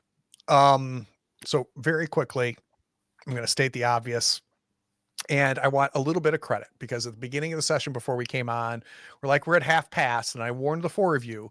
It's been my experience with this game that third quarter goes by in a blink, and it went by in a one session. It can be absolutely brutal. For full disclosure, the half past is Aberline's wife going missing. So that's what happened at half past. And now we have new friends arriving at the estate at quarter of. So that's what's going on there. Let's start with you, Brian, because you are on borrowed time. You have lost power, but you're on. Actually, it literally just came back, so good. I can take my time now, Okay. assuming it doesn't go out again. Let's do yeah. wishes. All right. So let's see. Thoughts. I know you had mentioned before we had talked about your cutting back and forth between the different scenes, and I do love that in a general rule because it definitely keeps the keeps everything sustained. The tension is high. Nobody's out of play for too long. And say I will say there were a couple times early on where it felt like you were almost cutting them a little too short. There'd be like one action or one line of dialogue, and then it would go.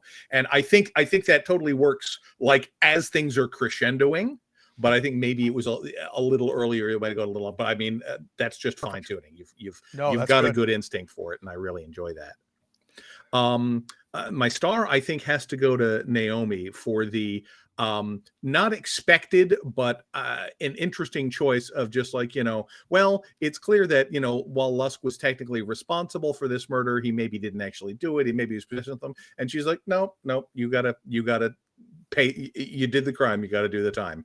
And that was just fascinating. And also, I love the way you did his death. I mean, it was the classic Disney villain. The good guys don't kill him. He just falls to his death. And that was just a beautiful scene all the way around. And I really enjoyed that. Wishes. I wish I had like guns. Because I feel like this is going to get real ugly. The good news is I was worried about how I was going to explain all the murders that had just happened in this room. And now I feel like with an attack of giant werewolves and bats, maybe I won't have to worry so much about that. You might have some more time before you need to explain to the authorities what happened. I feel like survivors will back me up. All right, Dika, thoughts, stars, and wishes. Thoughts, fantastic as always. It's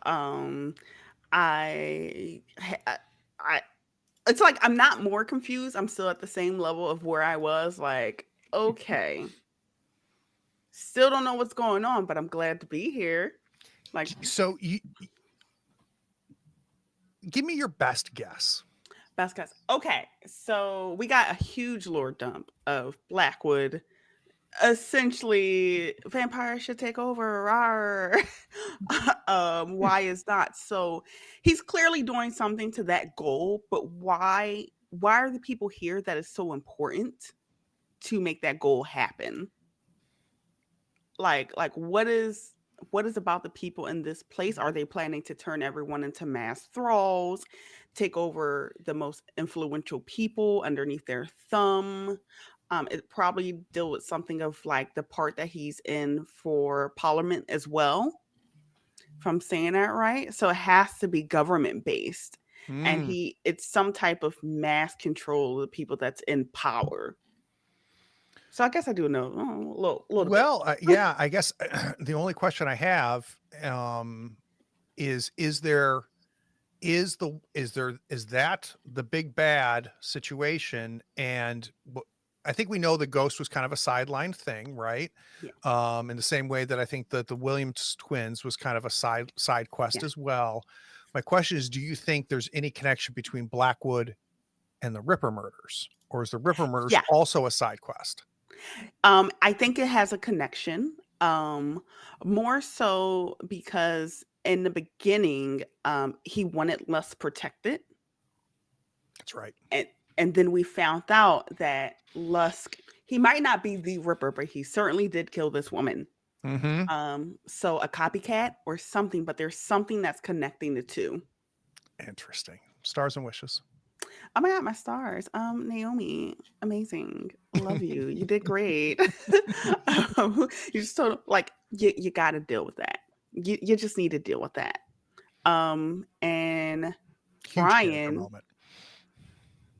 hell of a fighter. Yeah. Cool. I would have already died. One job on this ship. Do it well. And then of course Amy protecting Charlotte, and I feel so bad for Rosalind because I'm like, God, you guys are gonna die and do it.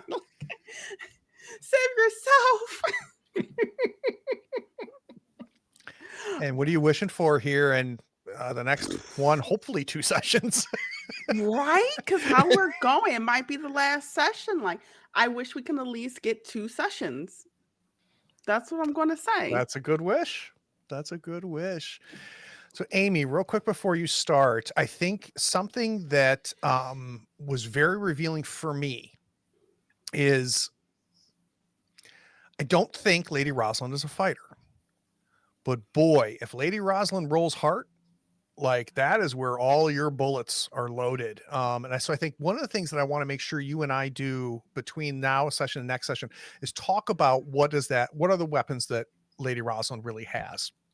You are built for heart checks. So I think we should talk more about exploring what does that really mean for you? Because your power as a vampire is obviously in your influence and in those heart checks. So that's you and I have some homework. Okay. Thoughts, stars, and wishes. Oh, thoughts. Man, I like this game. This is very much right up my street, and being able to play it with these amazing people, amazing GM, is I look forward to it every single time.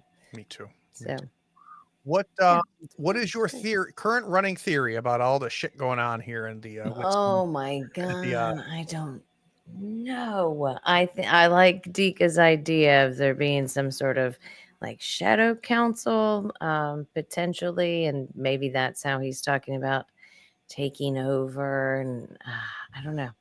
I don't know. I don't know, but it's gonna be awesome. What stood out for you for key moments that really clicked with you, Amy? Oh Stars. yeah, for my stars, yeah, for sure. Harry, man, just straight up murdered everything in the room. So good. That was just amazing. It was. Brian warned me not to put Winnie in danger. He did. He didn't I did listen. say that. Mhm. And now everybody's dead. What are you wishing for?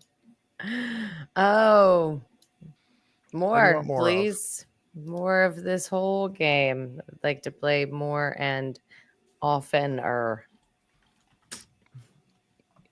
All right, that's good. Last but not least, Naomi, thoughts, stars, and wishes. Thoughts. It all ties back to Blackwood. So Interesting.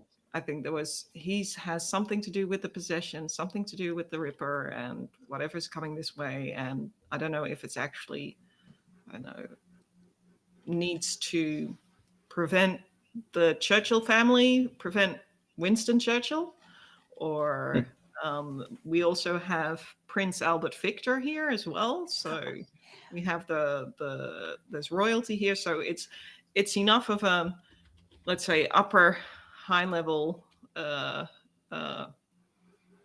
England politics here, that there was some kind of takeover or something so I have the feeling that something along those lines, but what exactly, I don't know. I'm looking forward to finding out, or I don't know, we all get killed.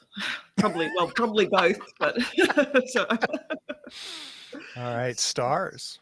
I think so many stars here, but I think for you with at the start you said with the switching between scenes. I mean, we split the party and we give you all these opportunity for cliffhangers, and it also, I think that really helped me give us, it's, we're switching off, so we all get a turn, but it also gives you some time to think on, what the hell am I going to do? And I'm looking at my character sheet and just figuring out, oh, wait a minute, this makes sense. I've got these options, and I'm looking at my backstory, and I think, okay.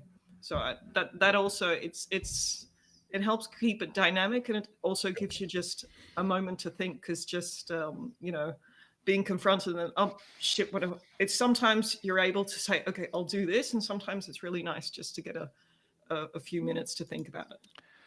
Yeah, and I think it's this isn't a press the button game, right? Where each character has one job or one thing that they can do, and I think it's a little bit more complicated than that. So I agree, it's okay to give your players time, and not use that to be time where you're staring at your player, waiting for them to decide. Take advantage of pacing, take advantage of shifting. So I'm glad that's working for you. All right, what are you wishing for, Naomi? I'm wishing for. I hope that we get a little bit more time to explore some more of the back stories and the bonds before everybody dies. So, you're so optimistic. Or it all goes horribly wrong, or that's so.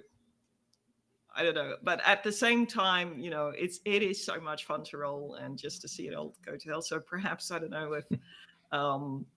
if it all ends in the next session, that we get another session to okay, it was all just a dream. Let's rewind it. So, That or Well, at least we have to have some kind of all right. So we have to have a debrief afterwards if we Yeah. all die before we figure out what's going on. At the very least, I want a debrief.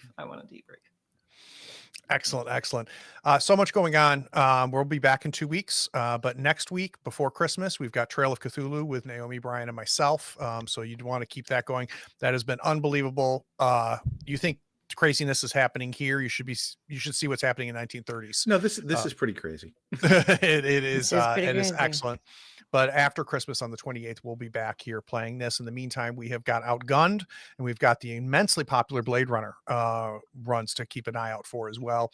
And we're going to see some superheroes actually in action. So the first 2 sessions of our spectacular or our Sentinels run has been world building, and then we built our characters. We have 4 amazing superheroes built now. I am really excited for us to see them come to life and in action in the first session. So that's going to be next week. Love you, meet us, subscribe, Patreon, blah, blah, blah. See everybody soon. If I don't see you, the person watching right now, I hope you have a good holiday. Take care.